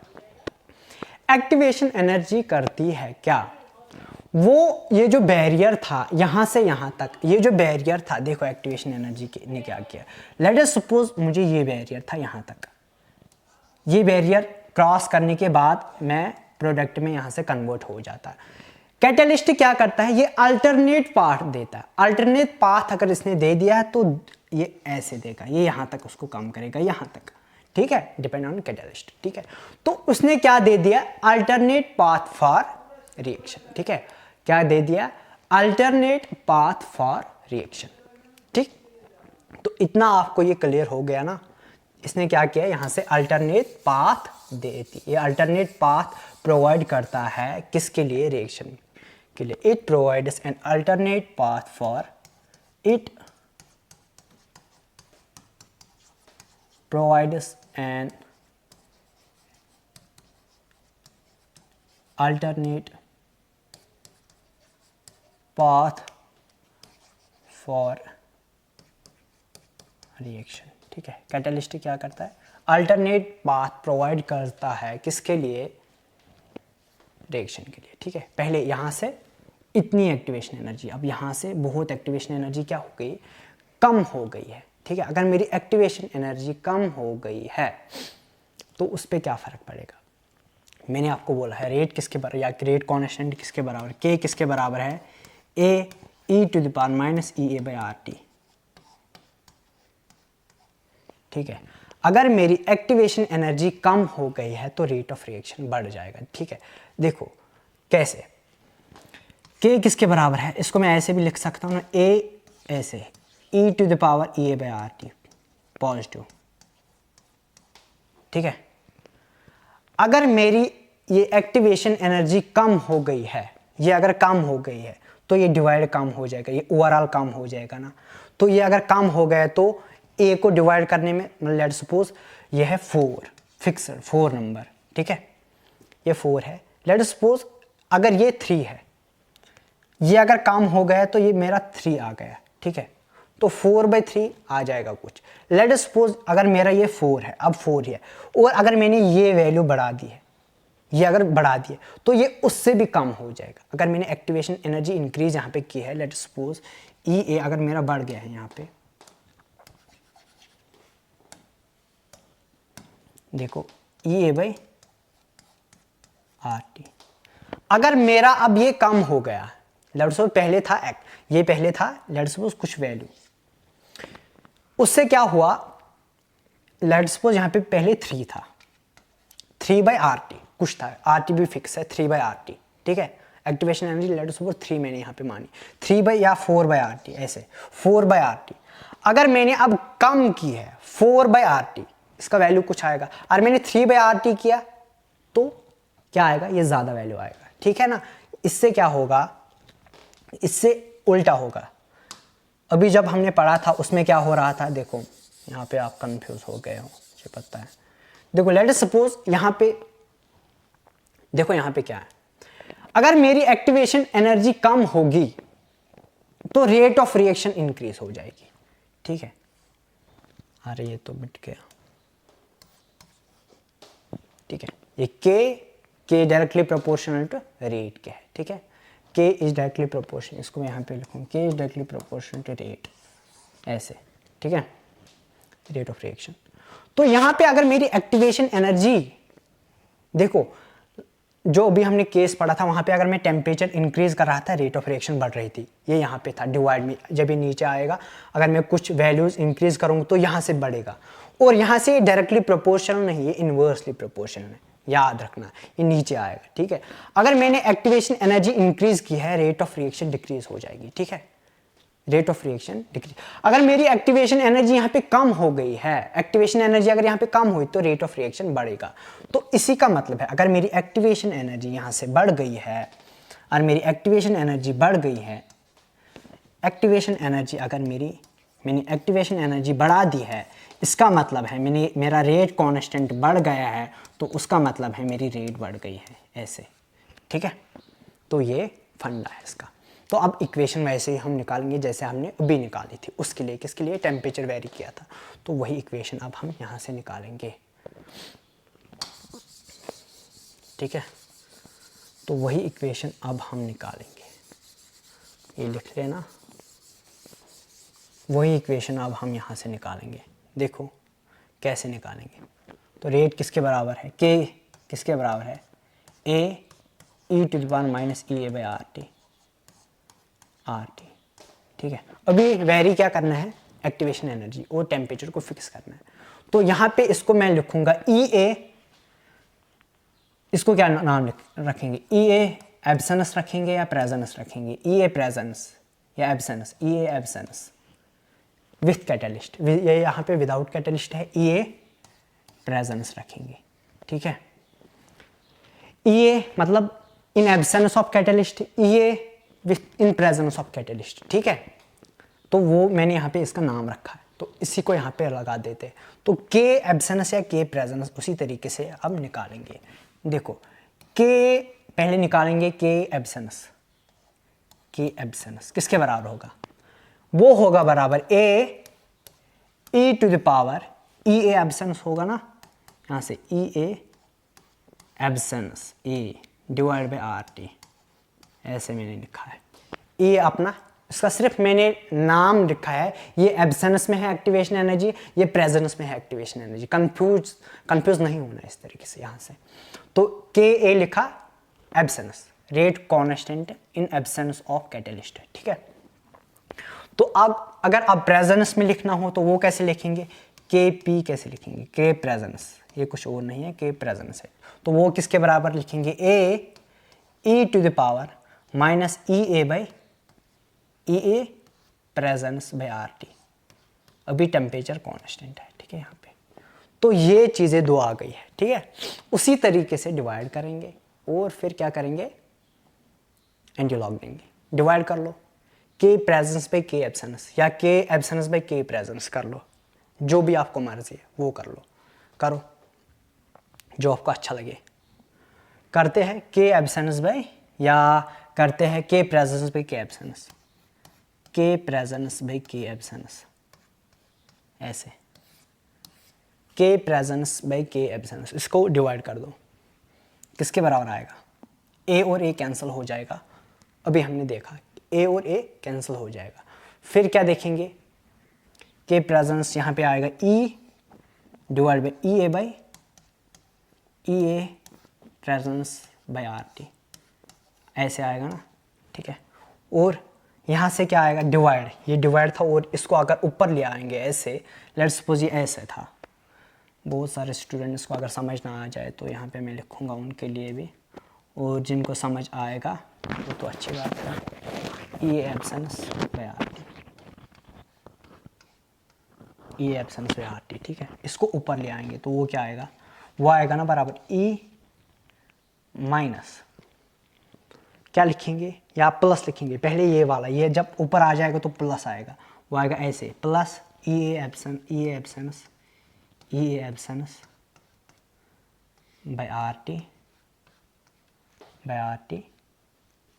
प्लस ई ए प्रेजेंस, या माइनस लिखेंगे फिर, तो यहाँ से माइनस है, फिर लिखेंगे ये वाला minus E A presence by R T, ऐसे, ठीक है।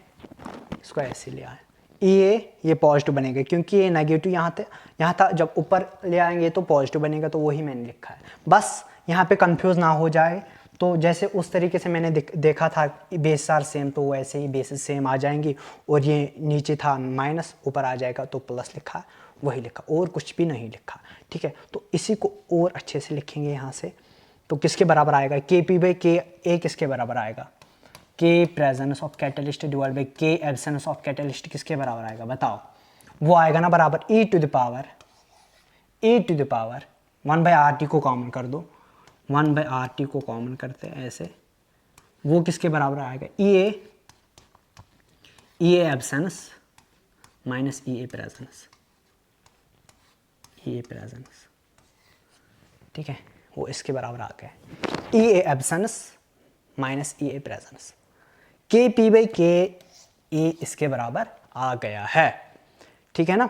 तो अब इसी तरीके से आप एंटीलॉग यहां से लेंगे हम, इसी तरीके से अब अगर हमें एंटीलॉग लेना होगा तो क्या लेंगे, अब कैसे लेंगे, देखो लेते हैं एंटीलॉग। पहले मैं यहां पे लिखूंगा K P K presence of catalyst divide by K absence of catalyst किसके बराबर आएगा, वो आएगा e to the power 1 by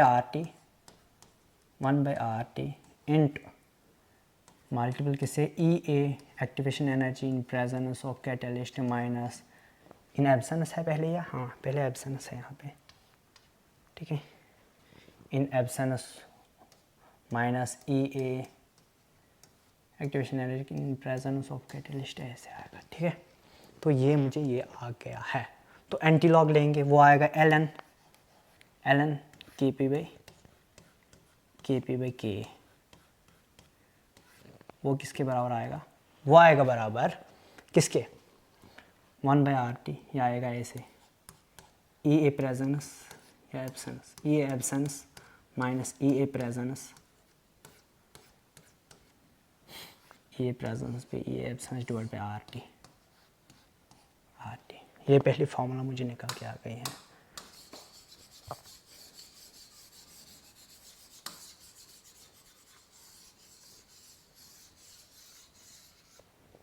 ये पहली फार्मूला निकल के आ गई है, ये वाली, ठीक है।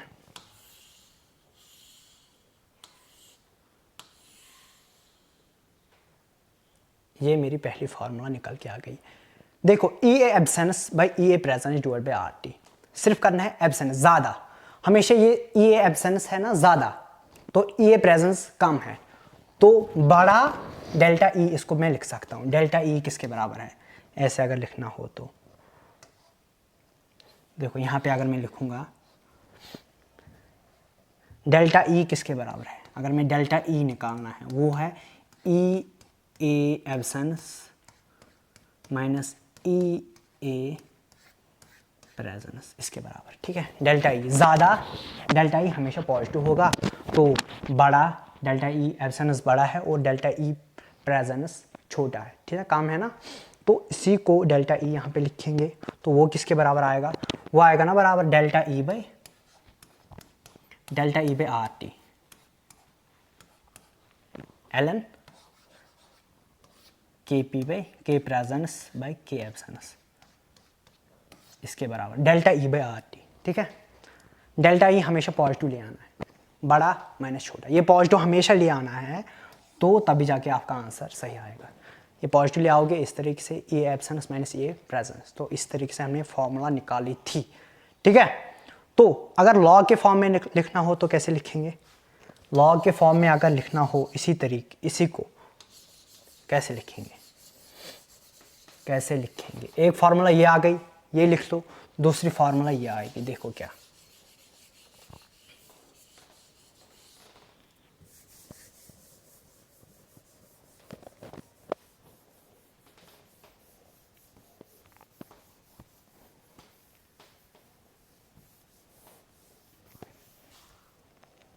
दूसरी फार्मूला ये निकल के आ जाएगी, देखो क्या आएगी, वो आएगी बराबर, हमें आ गया था ln के प्रेजेंस आया था, के प्रेजेंस बाई के एब्सेंस, या के एब्सेंस बाई क्या आ गया था,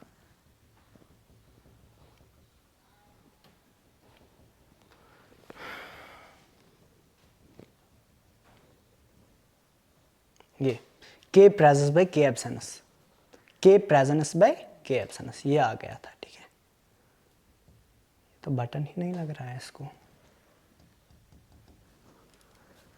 इरेज होगा, खराब तो हाँ हो गया कुछ ना कुछ। तो ln के प्रेजेंस बाई के एब्सेंस किसके बराबर आ गया था, delta E by R T. और डेल्टा ई किसके बराबर है, डेल्टा ई किसके बराबर है बताओ, ई ए प्रेजेंस, यह है ई ए एब्सेंस और ये है ई ए प्रेजेंस। ठीक है, तो वो आया था हमें बराबर E A presence minus E A absence by R T, इसके बराबर। ठीक है, वो इसके बराबर आ गए, तो इसको लॉग के फॉर्म में लिखते हैं अब, लॉग ऑफ के पी बाई के ए, के पी बाई के किसके बराबर आएगा, वो आएगा बराबर डेल्टा ई डिवाइड बाई 2.303 यहाँ से मल्टीपल हो जाता तो मैंने यहाँ पे डायरेक्ट लिया है। ठीक है, तो इंटू आर टी, सबसे इंपॉर्टेंट फार्मूला है, इसको जहन में रखो। ये दो फार्मूला जो मैंने अभी बोली थी वो और ये इंपॉर्टेंट फार्मूलाज है। विदाउट कैटलिस्ट एक रिएक्शन होगी और फिर कैटलिस्ट वही रिएक्शन कैटलिस्ट से कराएगा और टेम्परेचर सेम देगा, तो फिर बोलेगा कोई पैरामीटर के पी या के निकालो, इनका रेशियो निकालो। ठीक है, तो इस तरीके से इस चीज़ को करते हैं। ठीक है, जो उम्मीद है आपने ये लेक्चर काफ़ी अच्छे से समझ लिया और कॉन्सेप्ट इसको, सबसे इम्पॉर्टेंट है कॉन्सेप्ट इसको काफ़ी अच्छे से समझ लिया आपने, कैसे आता है collision frequency, collision factor, pre exponential factor कैसे आता है, सब चीज़ें आपने समझ लिया है काफ़ी अच्छे से। तो अरीनियस इक्वेशन भी हमने समझ लिया, effect of temperature on rate of reaction पढ़ लिया, और कैटलिस्ट से क्या फ़र्क पड़ता है, रेट ऑफ रिएक्शन कैसे इंक्रीज होती है वो भी देखिए। और ये फार्मूलाज जो है ये इंपॉर्टेंट फार्मूलाज है, क्या है ये इंपॉर्टेंट फार्मूलाज है, इनको याद रख लेना। के पी बाई के delta E divide by 2.303 R T, अगर आप निकाल भी सकते हो, वहाँ पे टाइम लगेगा, मैं आपको यही सजेस्ट करूँगा, याद ही रहेगा जब आप इस पर क्वेश्चन प्रैक्टिस करोगे। तो अब हम यहाँ पे देखेंगे टेम्परेचर कोएफिशिएंट। अब ये छोटा सा टॉपिक है, इससे भी क्वेश्चंस पूछे जाते हैं। ठीक है, rate of reaction and rate constant increase with the increase in temperature. ठीक है, हमने अभी ये देखा है जब हम टेम्परेचर इंक्रीज करते हैं तो रेट ऑफ रिएक्शन भी इंक्रीज हो जाती है और उससे क्या होता है, रेट कॉन्स्टेंट भी इंक्रीज हो जाता है। ठीक है, अब है यहाँ पे टेम्परेचर कोएफिशिएंट, वो क्या होता है देखिए, ये रेशो होता है, क्या होता है रेशो, एक रेशो होता है। ठीक है, ये टेम्परेचर कोएफिशिएंट म्यू से रिप्रेजेंट, वो किसके बराबर होगा, देखो टेम्परेचर कोएफिशिएंट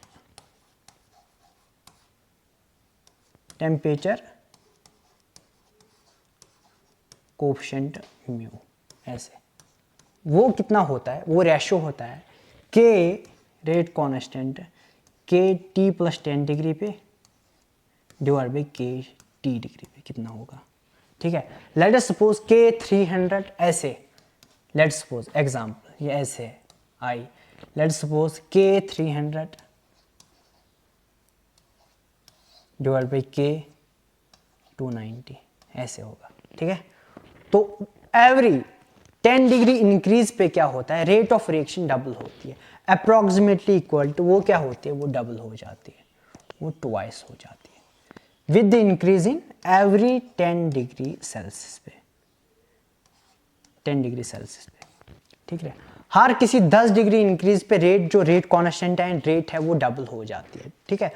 तो इस चीज़ को, ये एक फॉर्मूला है, इसको याद रख लेना है कि के टी डिवाइड बाई, मतलब कहीं पे गलत ना हो जाए तो ये लिख लेना है, ठीक है। टेम्परेचर कोफिशिएंट इसके बराबर होता है के टी प्लस 10 डिवाइड बाई के टी, ठीक है। बड़ा टेम्परेचर डिवाइड बाई के की वैल्यू एट फर्स्ट टेम्परेचर या टी टेम्परेचर पे, ठीक है। तो अब इसी को अगर और अच्छे से लिखेंगे वो क्या होता है, देखो इसको मैं पहले इरेज करता हूँ यहाँ से।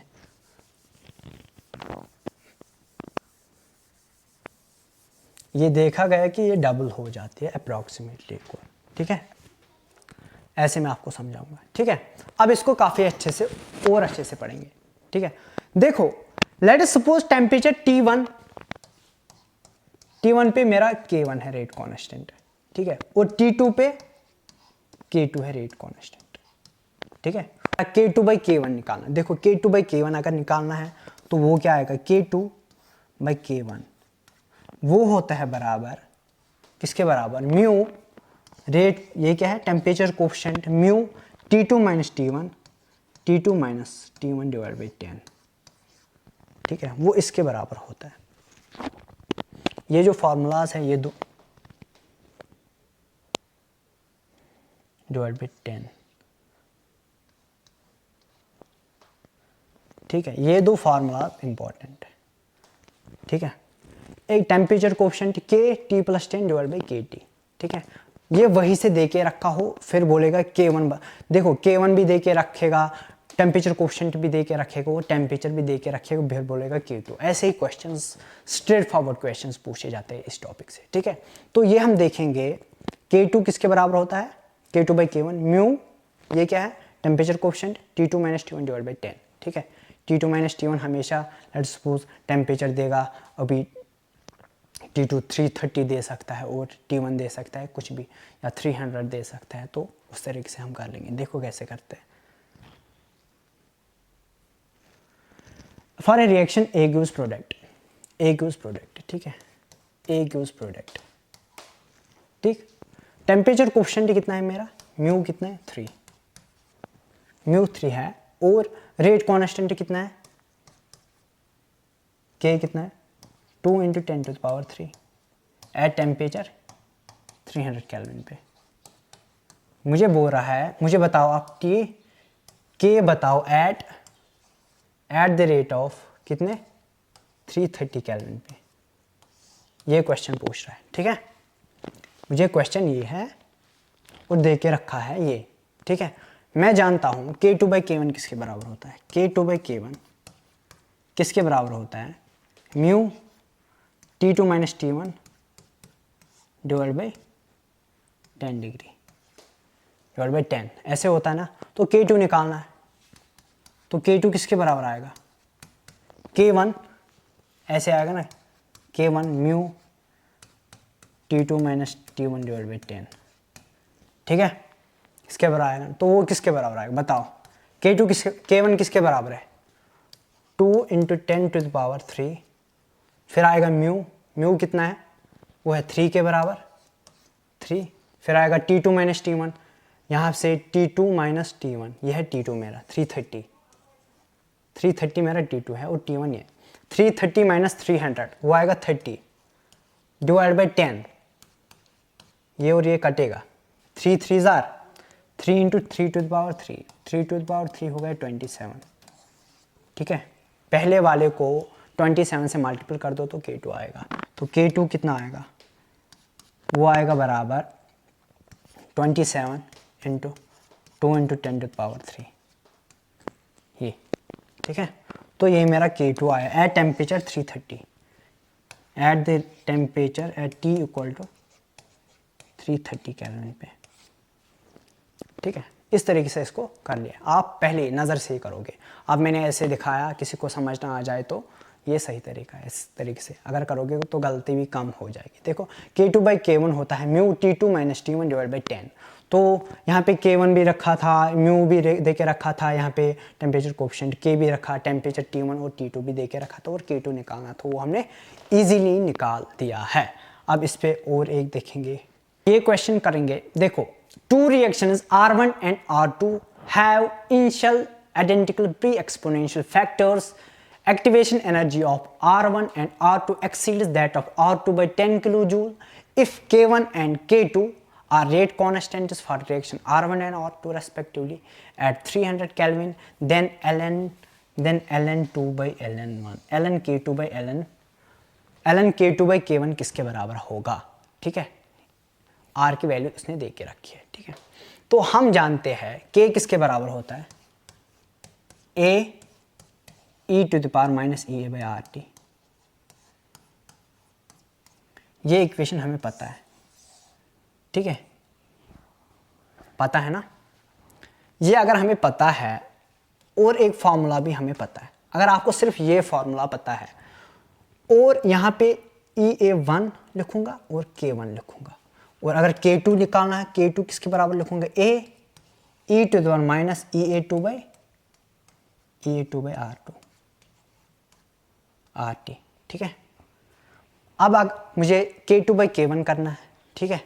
करो K2 by K1 किसके बराबर आएगा, K2 by K1 किसके बराबर आएगा, A सेम है, वही से बोल रहा है आइडेंटिकल प्री एक्सपोनेंशियल फैक्टर्स। यहाँ A1 आएगा, ये A2 आएगा, A1 इक्वल टू A2 वही से बोल रहा है, ये A1 equal to A2। Pre exponential factors are same, ठीक है, आइडेंटिकल प्री एक्सपोनेंशियल फैक्टर्स, ठीक है। तो ये क्या लिखेंगे, फिर आएगा e to the power minus EA2 minus EA2 by RT divide by e to the power minus EA1 by RT, इसके बराबर आ जाएगा, ठीक है। तो इसको मैनिपुलेट करते हैं, वो आएगा बराबर e to the power EA1 1/t में RT कॉमन लेता हूँ, यहाँ से 1/RT कॉमन लिया, वो आएगा EA1, क्योंकि जब EA1 ऊपर आ जाएगा तो पॉजिटिव आ जाएगा, EA1 माइनस EA2, ठीक है। K2 by K1 इसके बराबर आ गया। तो ln बोथ साइड्स लेते हैं, वो किसके बराबर आएगा, ln K2 by K1 किसके बराबर आएगा, वो आएगा बराबर EA1 minus EA2 by RT, EA1 minus EA2 by RT, ठीक है। तो ये हमें फार्मूला निकल के आ गई, ये मैंने आपको बताई थी, ये फार्मूला बाय द वे अभी बोली थी, डायरेक्ट भी आप इसको निकाल सकते हो, ठीक है। ये फार्मूला हमें निकल के आ गई है। तो अब हमें इसके वैल्यूज निकालने, ये क्या बोल रहा है वहां से, और एक चीज बोल रहा है यहाँ से, activation energy of R1 exceeds that of R2 by 10 kilojoule per mole. तो इसका मतलब है कि EA1 is equal to EA2 plus 10 exceeds 10 kilojoule per mole, ठीक है। तो इसके बराबर आएगा, ठीक है, 10 किलोजूल पर मोल। EA1 माइनस EA2 किसके बराबर आएगा, यहाँ से EA1 माइनस EA2 वो 10 के बराबर है, 10 किलोजूल पर मोल, ठीक है। EA1 minus EA2 10 kilojoule per mole. तो यहाँ पे 10 आएगा, यहाँ आएगा 10 डिवाइड बाई R कितना है, 8.314 इंटू टेम्परेचर कितना है 300 kelvin, 4 into 10 to the power 3 kilo का 10 टू द पावर 3 यहाँ पे। तो उसको यहाँ से 2 कटेंगे, यहाँ से 2, 10 10s are 100 divide by 8.3144 into 3, 8.314 into 3 आएगा 25 के अप्रॉक्सीमेट, 25 इंटू 100 को 25 से डिवाइड कर दो, वो आएगा 4, वो 4 के बराबर आएगा, ठीक है, वो 4 के बराबर आएगा। तो इस तरीके से इस क्वेश्चन को करना है, ठीक है। तो ये फार्मूला मैंने आपको दिखाई थी, ln K2 by K1 होता है बराबर डेल्टा E by RT। लेकिन यहाँ पे अगर उसने प्री एक्सपोनेंशियल फैक्टर्स सेम ना किए होते तो फिर थोड़ा मसला हो जाता। आपको गलत भी हो सकता था, ठीक है। तो इस तरीके से मैंने और हमने इसको कर दिया है, ठीक है। सिर्फ मैंने नहीं किया, आपने भी किया है। तो इस तरीके के क्वेश्चन पूछे जाएंगे और पूछते भी है। मुझे उम्मीद है कि आप इसको इसी तरीके से करोगे, सिस्टमैटिक वे में करना है। वैसे अगर ये फॉर्मूला आपने याद रखी होती तो मे भी गलत हो जाता, अगर यहाँ पे फिर प्री एक्सपोनेंशियल फैक्टर्स यहाँ पे दे देता।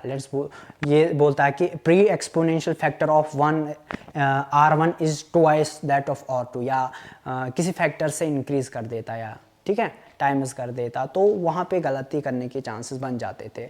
इस चीज़ का ध्यान रखना है। बेसिक फार्मूला जो है उसको याद रखो, एरिहीनियस इक्वेशन, बस उसी से सब कुछ निकल के आएगा, ठीक है। यहाँ पे आप क्वेश्चन है, the activation energy of exothermic reaction X क्यूज Y is 80 kilo joule per mole. देखो X से Y प्रोडक्ट बन रहा है, ठीक है। इसकी एक्टिवेशन एनर्जी कितनी है?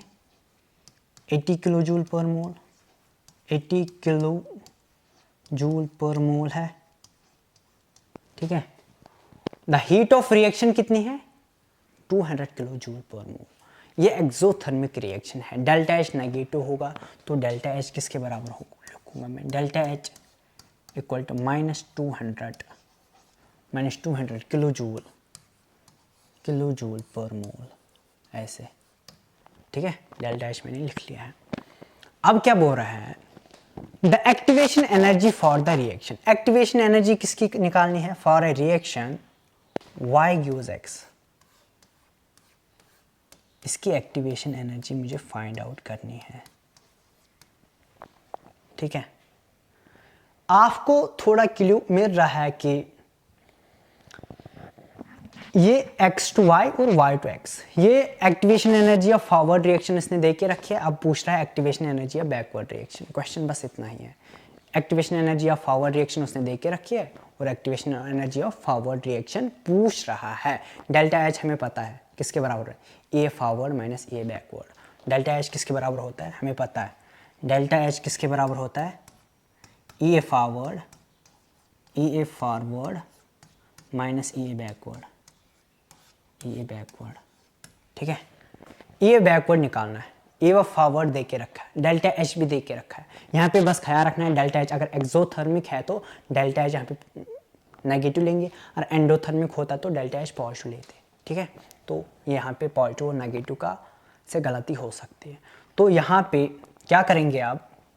-200 किसके बराबर है? 80 minus E A forward, E A backward, ठीक है। E A बैकवर्ड किसके बराबर आएगा?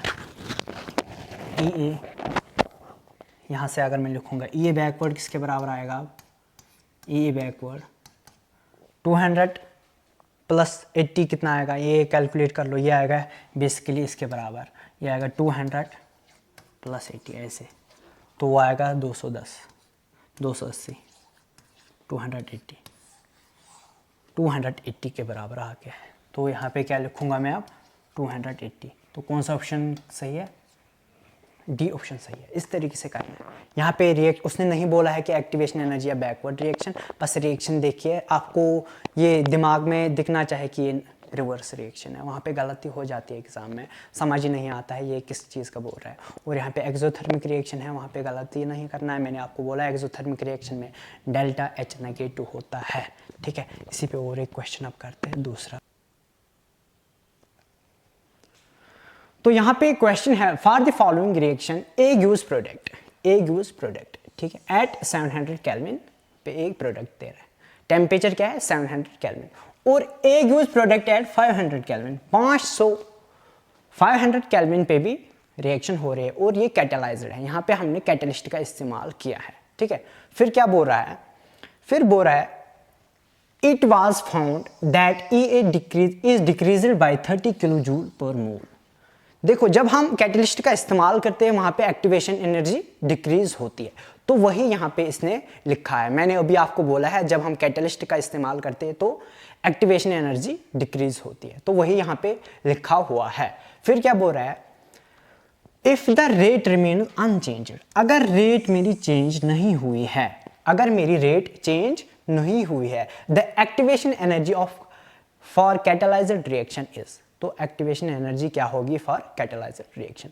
और यहाँ पे भी क्या और एक एग्जेप्शन दे रहा है, assume pre exponential factor to be same, तो प्री एक्सपोनेंशियल फैक्टर भी सेम करा है यहाँ पे। तो हमें पता है k किसके बराबर होता है या r किसके बराबर, k equal to a e to the power minus E A by R T. ठीक है, इसको r भी लिख सकते हैं क्योंकि k is directly proportional to r। ठीक है, तो यहां पे क्या लिखेंगे, यहां पे अगर ये जनरलाइज्ड फॉर्मूला ये है तो k 70 के लिए 700 के लिए भी अलग लिखेंगे और k 500 के लिए भी अलग लिखेंगे। ठीक है, तो यहां पे क्या करेंगे, फिर लिखेंगे k 700 ऐसे, मैं इससे लिखूंगा दूसरे पेन से, यहां से k 700 कैसे आएगा, k 700 वो लिखूंगा मैं a1 e to the power minus E A by R into T के बदले 700। ठीक है, ये मैंने यहां पे लिखा है। और k 500 के लिए क्या लिखेंगे, ये कैटालाइज्ड रिएक्शन है, तो k 500 क्या आएगा, a two e to the power, यहां पे एक्टिवेशन एनर्जी कितनी डिक्रीज हुई है, बाय 30 किलो जूल। ठीक है, तो यहां पे मैं लिखूंगा माइनस ई ए माइनस 30। ठीक है, ये 30 किलो जूल से डिक्रीज हुई है, तो ई ए माइनस 30, अगर मैंने पहले ई ए माना है तो उससे 30 डिक्रीज हो गई है, तो ई ए माइनस 30 मैंने लिखा है, divide by R into temperature कितना है 500। ठीक है, तो ये हमने लिखा है। ठीक है, तो यहां पे अगर रेट चेंज नहीं हुई है तो रेट कांस्टेंट भी हमारा सेम ही होगा। ठीक है, k 700 equal to k 500, k 700 होगा बराबर k 500 के, ऐसे। ठीक है, और एक्सपोनेंशियल भी सेम है, pre exponential factor a1 equal to a2, ये भी सेम है। दो कंडीशंस उसने दे के रखे हैं, और एक कंडीशन भी है एक्टिवेशन एनर्जी 30 किलो जूल से डिक्रीज होती है, वो तो मैंने यहाँ पे लिखा है। ठीक है, ये मैंने यहाँ पे लिखा है।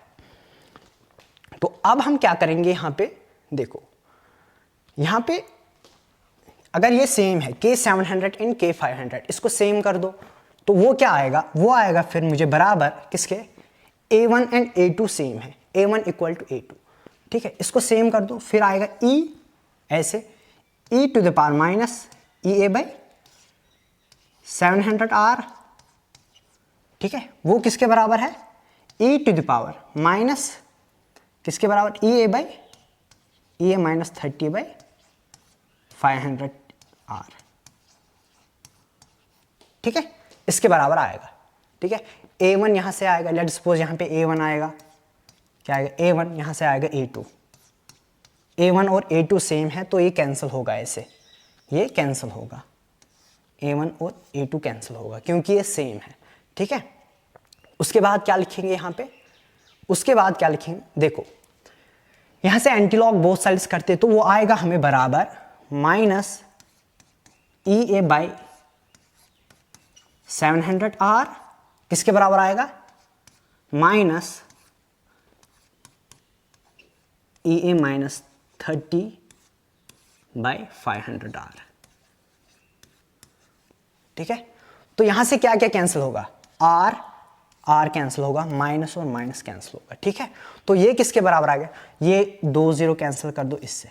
ठीक है, तो ये आएगा बराबर 5EA इंप्लाइज दैट 5EA किसके बराबर आएगा, 5 से इसको मल्टीपल कर दिया और इसको 7 से, वो आएगा 7EA माइनस 7 3 21, तो आएगा 210। ठीक है, ये हमारी इक्वेशन आ गई है, कौन सी, ये वाली, ये मेरी इक्वेशन आ गई है। ठीक है, तो यहां से मैं अब इरेज करता हूं इसको,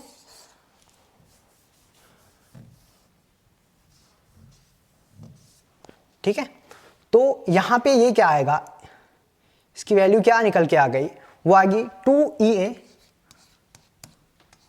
2EA इक्वल टू 210, ठीक है। ये आएगा 105। तो EA किसके बराबर आएगा? EA आएगा बराबर 105 किलो जूल पर मोल, ठीक है।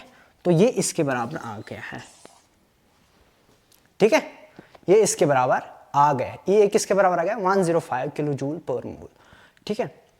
लेकिन यहां पे ये क्या बोल रहा है? The activation energy for catalyser reaction, activation energy for catalyser reaction वो कितनी होगी बताओ जरा। कैटालाइजर रिएक्शन की एक्टिवेशन एनर्जी कितनी होगी? तो ये हमें ये आ गया है, ठीक है। लेकिन कैटालाइजर की कितनी होगी और अनकैटालाइजर, ये है अनकैटालाइजर की, ठीक है। तो कैटालाइजर की कितनी होगी? उसको 30 माइनस कर दो। कितनी? उसको 30 माइनस कर दो, क्योंकि अनकैटालाइजर की कितनी है? अनकैटालाइजर की है कितनी है बताओ? ये है EA किसके बराबर आ गया?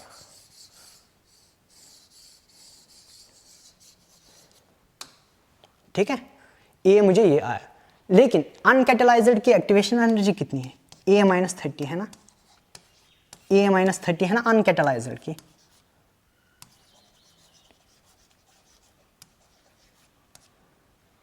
अनकैटालाइज्ड की ए माइनस 30, तो वो किसके बराबर आएगा? 105 माइनस 30 किसके बराबर आएगा? करो 105 माइनस 30 किसके बराबर है?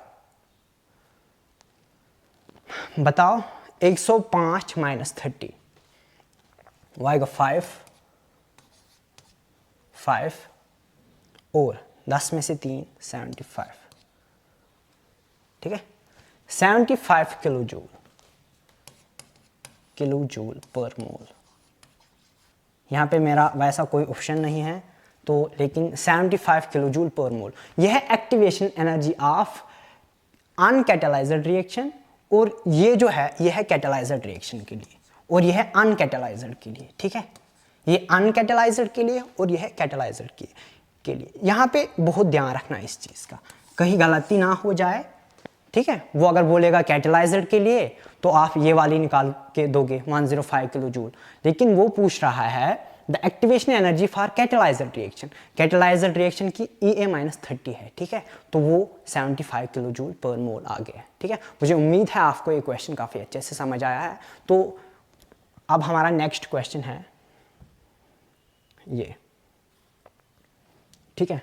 The rate of reaction triples when temperature changes from 300 Kelvin to 320 Kelvin, ठीक है। रेट मेरी ट्रिपल हो रही है जब मैं टेम्परेचर 300 केल्विन से 320 केल्विन कर रहा हूं। अब जो हमारा क्वेश्चन है वो है the rate of reaction triples when temperature changes from 300 Kelvin to 320 Kelvin. Calculate energy of activation for the reaction, ठीक है। एक्टिवेशन एनर्जी हमें निकालनी है when temperature changes from 300 Kelvin to 320 Kelvin, ठीक है। और ये क्या बोल रहा है? assume pre exponential factor to be same। हमने ये कंडीशन निकाली है, वो क्या है? ln K2 by K1 किसके बराबर होती है बताओ? EA by RT, EA by R, यहां से होता है T2 minus T1 divide by T1 into T2, ये फॉर्मूला, ठीक है। तो रेट के लिए भी यही है, ln R2 by R1 equal to EA by R into T2 minus T1 divide by T1 into T2, ठीक है। यही फॉर्मूला रेट के लिए भी है। ये क्या बोल रहा है? जब टेम्परेचर हम इंक्रीज कर रहे हैं 300 केल्विन से 320 केल्विन, मेरी जो रेट है वो ट्रिपल हो रही है। R1 जो R2 है, R2 इज 3 टाइम्स R1, ये कंडीशन इसने दे के रखी है। तो R2 by R1 किसके बराबर आएगा? R2 by R1 किसके बराबर आएगा? वो 3 के बराबर आएगा। ठीक है, R2 बाई R1 3 के बराबर आएगा, तो इसको यहाँ पे सब्स्टिट्यूट करते हैं। ठीक है, R2 बाई R1 किसके बराबर आ गया, 3 के बराबर, तो यहाँ पे मैं लिखूंगा R2 बाई R1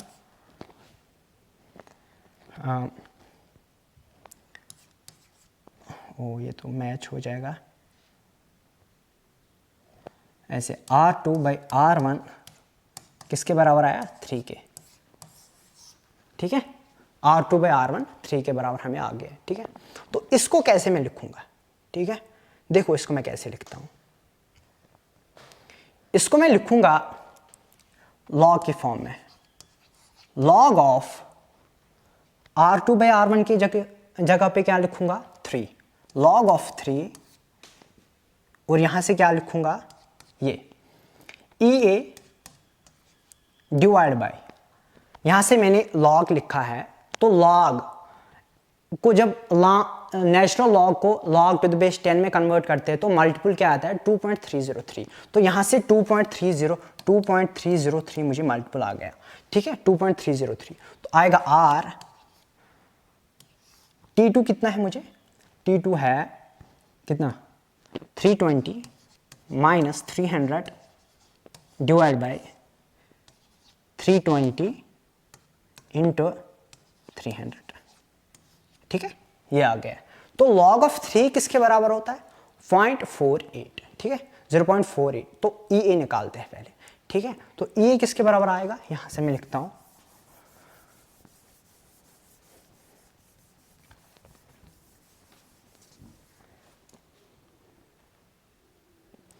तो EA किसके बराबर आएगा बताओ जरा, यहां से अगर लिखना हो तो EA आएगा मुझे बराबर किसके बराबर, देखो ये कितना आएगा, ये 20 आएगा, यहां से 20 आएगा। ठीक है ना, 20 अगर ये आ गया तो यहां से 1 0 1 0। ठीक है, तो यहां से 2 1 2 16। ठीक है, तो ये मैंने ये कर दिया, तो यहां से लिखूंगा मैं ऐसे, EA 2.303 इंटू लॉग ऑफ 3 0.48। ठीक है, फिर क्या लिखूंगा, R की वैल्यू क्या है, R इंटू 8.314, और उसके बाद क्या लिखूंगा, 16 इंटू 16 और इंटू 300 इंटू 300। ठीक है, इंटू 300, तो वो किसके बराबर आएगा मुझे, जब मैं इसको कैलकुलेट करता हूं EA, वो आएगा मुझे बराबर किसके बराबर आएगा, 44005, ऐसे कुछ आएगा, 44057.55। ठीक है, किसके बराबर, ये आएगा मुझे जूल पर मोल। ठीक है, अगर इसको किलो जूल में कन्वर्ट करना हो तो ये यहां से जाएगा, वो आएगा मुझे EA किसके बराबर आएगा, वो आएगा मुझे 44.057 किलो जूल पर मोल। ठीक है, तो ये मुझे आंसर यहां पे आ गया है, ये वाला आंसर मुझे यहां पे आ गया है। ठीक है, तो अप्रोक्सीमेट आंसर अगर देखा जाए तो वो है B, 44 kilo joule per mole. तो इस तरीके से इस क्वेश्चन को करना था, ये काफ़ी इजी है, स्ट्रेट फॉरवर्ड क्वेश्चंस दे के रखता है। ठीक है, तो काफ़ी अच्छे से यूनिट्स का ध्यान रखना है, कैलकुलेशंस यहाँ पे पूछी जाती है तो कैलकुलेशन आपको काफ़ी अच्छे से आनी चाहिए, तो वो सब यहाँ पे होगा। ठीक है, बाकी कुछ मुश्किल नहीं क्वेश्चन आएगा कभी नहीं, तो अगर आपने काफ़ी अच्छे से पढ़ा तो ये सारे क्वेश्चंस आ जाएंगे। तो फिर और देखेंगे यहाँ पे क्वेश्चंस,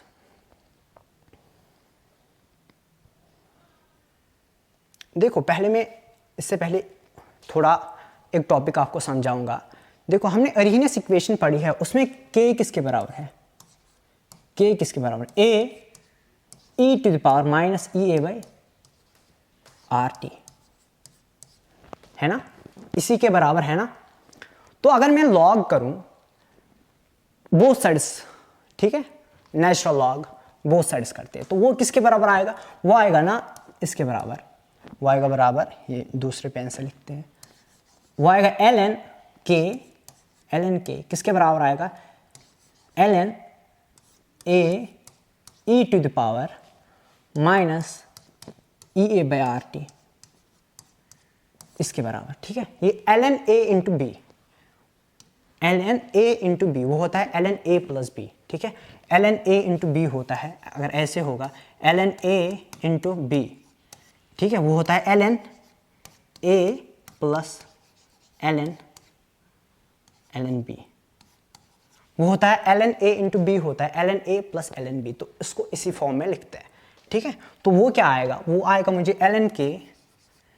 ln k किसके बराबर आएगा, ln a plus ln e to the power minus E A by R T, इसके फॉर्म में। ये इसकी बेस भी e है और e है, ठीक है।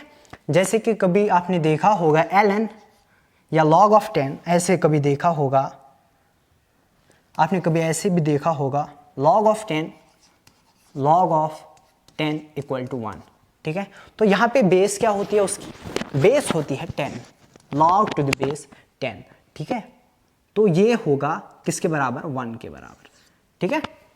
इसी तरीके से यहाँ पे ln e है, ठीक है। ये ऐसे ln, इसकी बेस क्या है, e, या अगर ऐसे देखा जाए ये है log, क्या है, log to the base e, और यहाँ पे है e, ठीक है। ये 1 के बराबर होता है, किसके बराबर, 1 के बराबर। और ये जो मेरा यहाँ पे है पावर, ये यहाँ पे आएगा। लेट्स सपोज यहाँ पे मैं दिखाऊंगा ये कैसे आएगा, ठीक है। ये आएगा ln k,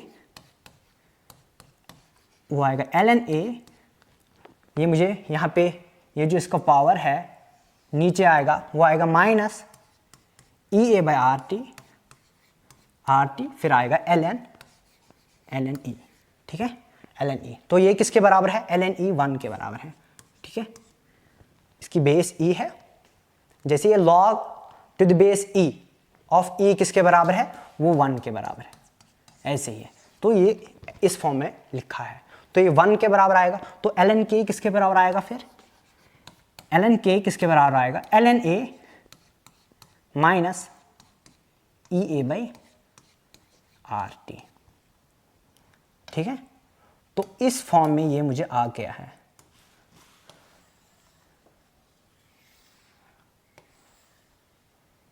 इस फॉर्म में मुझे ये आ गया है। ये काफ़ी इंपॉर्टेंट है, ये जो फॉर्मूला है ये काफ़ी इंपॉर्टेंट है, इसका काफ़ी अच्छे से ख्याल रखना है, इससे क्वेश्चंस पूछे जाते हैं, ठीक है। तो अगर इसको और इवाल्वेट किया जाए तो ये किसके बराबर आएगा, देखो अगर मैं इसको और इवाल्वेट करूं तो ये किसके बराबर आएगा। इससे ग्राफ्स के रिलेटेड इस पे क्वेश्चंस आते हैं, डायरेक्ट भी कंपैरिजन के क्वेश्चंस इससे आते हैं, ठीक है। और इसको और अच्छे से हम यहाँ पे लिखेंगे, वो किसके बराबर होगा, देखो लॉग को, ये जो नेचुरल लॉग है इसको लॉग टू द बेस 10 में कन्वर्ट करते हैं। तो यहाँ पे क्या आएगा, ये आएगा ऐसे,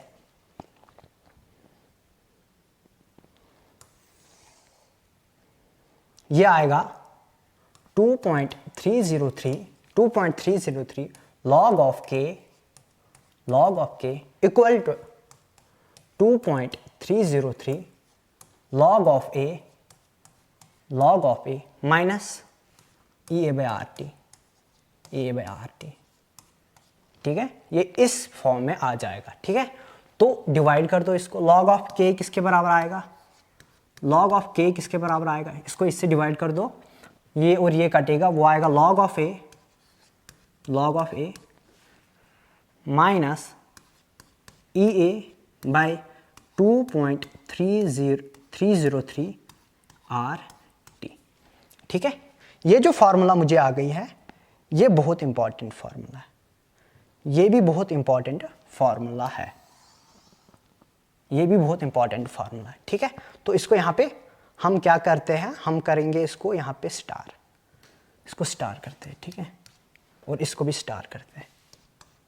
ये इंपॉर्टेंट है, ये सबसे इंपॉर्टेंट है। तो इससे कंपैरिजन वाले क्वेश्चंस पूछे जाते हैं डायरेक्ट। ये वो ऐसे ही कुछ कोई फॉर्मूला देगा, फिर बोलेगा मुझे एक्टिवेशन एनर्जी बताओ या प्री एक्सपोनेंशियल फैक्टर बताओ, ठीक है। तो वो हम देखेंगे किसके बराबर होता है, ठीक है ना। तो इस तरीके से क्वेश्चंस पूछे जाते हैं और ये काफ़ी इंपॉर्टेंट है, ठीक है। तो अगर इसके रिलेटेड मुझे ग्राफ अब इसका प्लॉट करना हो तो वो कैसे करूँगा मैं, देखो यहाँ से मैं इसको इरेज करता हूँ, लेट सपोज इसका ग्राफ अगर मुझे प्लॉट करना हो, इसका ग्राफ अगर मुझे यहाँ से प्लॉट करना हो तो कैसे करूँगा मैं? देखो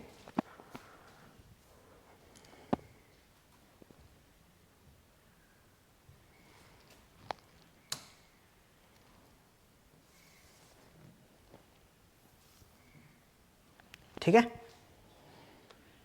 ये जो यहाँ पे log ऑफ के, ये यहाँ पे रखते हैं log ऑफ के,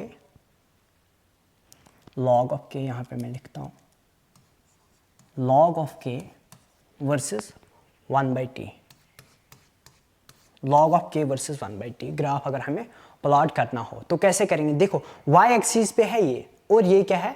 x एक्सिस पे। आपको पता है इक्वेशन क्या है? y equal to mx plus C, ठीक है, y equal to mx plus C. तो ये उसी फॉर्म में है। ये क्या है? mx, ये है mx, m इंटू एक्स, किसके फॉर्म में? m। ये क्या है? ये c है, ये कांस्टेंट है, ठीक है, तो यहाँ पे ये c है। तो y पे log ऑफ k है, तो मेरा जो है 1/t, यहाँ से है 1/t, और यहाँ से मैं अगर लिखूंगा 1/t, ये जो 1/t, इसके साइड में जो है, इसके साइड में, इसके मल्टीपल में जो है क्या है? EA minus EA by 2.303 R। ये क्या है? स्लोप। स्लोप क्या है? m किसके बराबर है? यहाँ पे m है माइनस 2 स्लोप है किसके बराबर?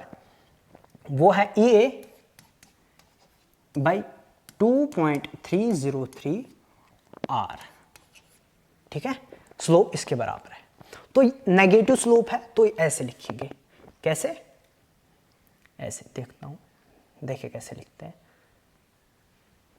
ये ऐसे आएगा, ऐसे, ठीक है, इस तरीके से हमारा ग्राफ आएगा।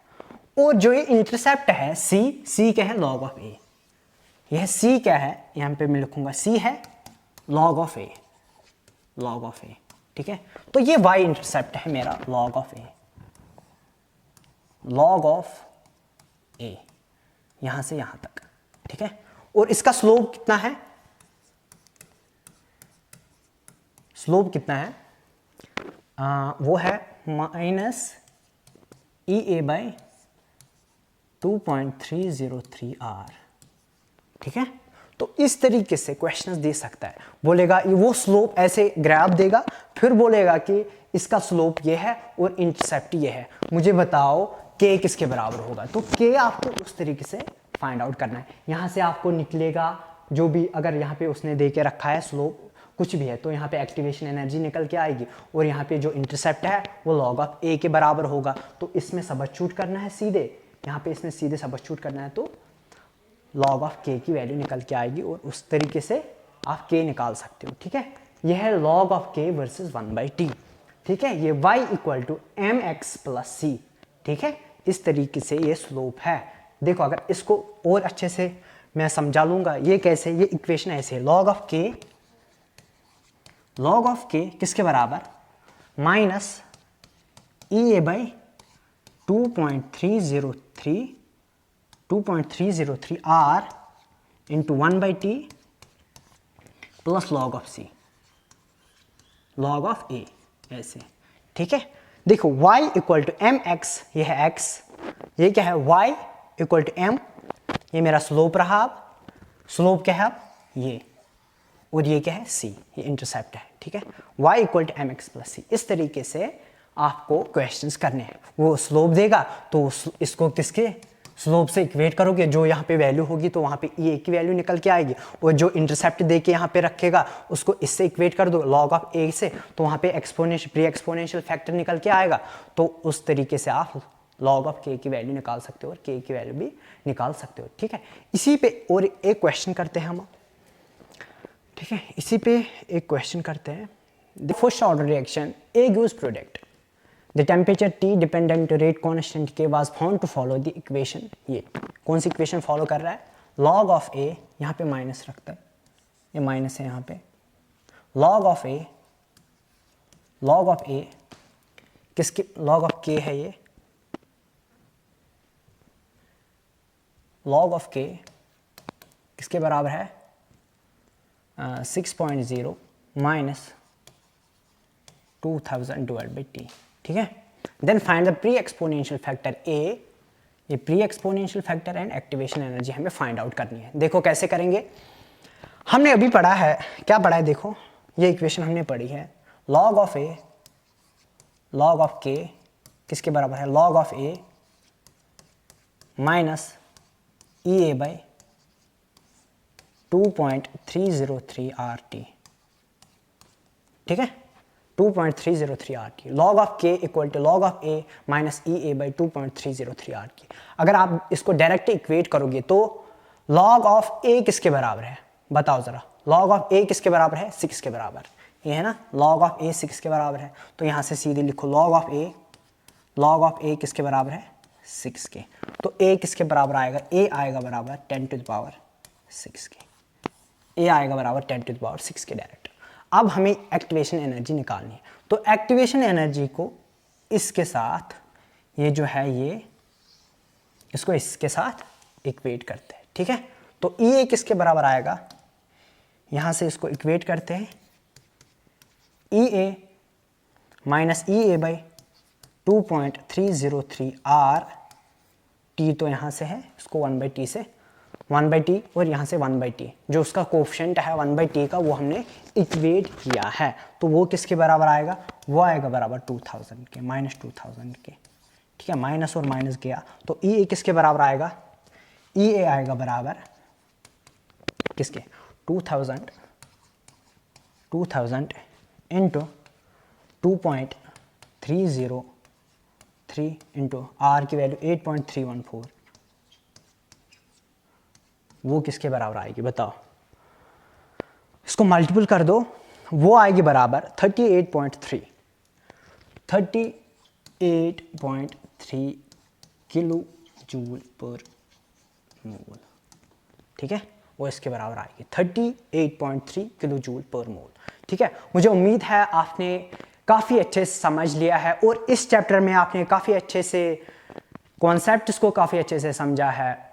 तो अब हम नेक्स्ट चैप्टर पढ़ेंगे, वो है सॉल्यूशंस, और इस चैप्टर में आपने काफ़ी अच्छे से क्वेश्चंस खुद भी किए होंगे और क्वेश्चन प्रैक्टिस काफ़ी इंपॉर्टेंट है, उसके बगैर ये ज़ाया है। अगर ऐसे पढ़ोगे, वहाँ पे एग्ज़ाम में क्या पूछता है, एक्यूरेसी होनी चाहिए, सब कुछ एकदम सही होना चाहिए कि आपकी एक्यूरेसी सही है, तभी जाके सिलेक्ट हो जाओगे। आपको एक्यूरेसी किस चीज़ से बढ़ेगी, जब आप क्वेश्चन प्रैक्टिस करोगे, तभी जाके एरर कम हो जाएंगे। अगर आप इस पैटर्न के बहुत सारे क्वेश्चन देखोगे, तभी जाके आपको एरर वहां पे नहीं होगा, अदरवाइज इस क्वेश्चन, ये सबसे इजी क्वेश्चन है, इसमें भी आप गलती कर सकते हो, ठीक है। मुझे उम्मीद है कि इस चैप्टर में आपने काफ़ी अच्छे से एंजॉय भी किया है, हर कोई कॉन्सेप्ट आपको काफ़ी अच्छे से समझ आया है, ठीक है।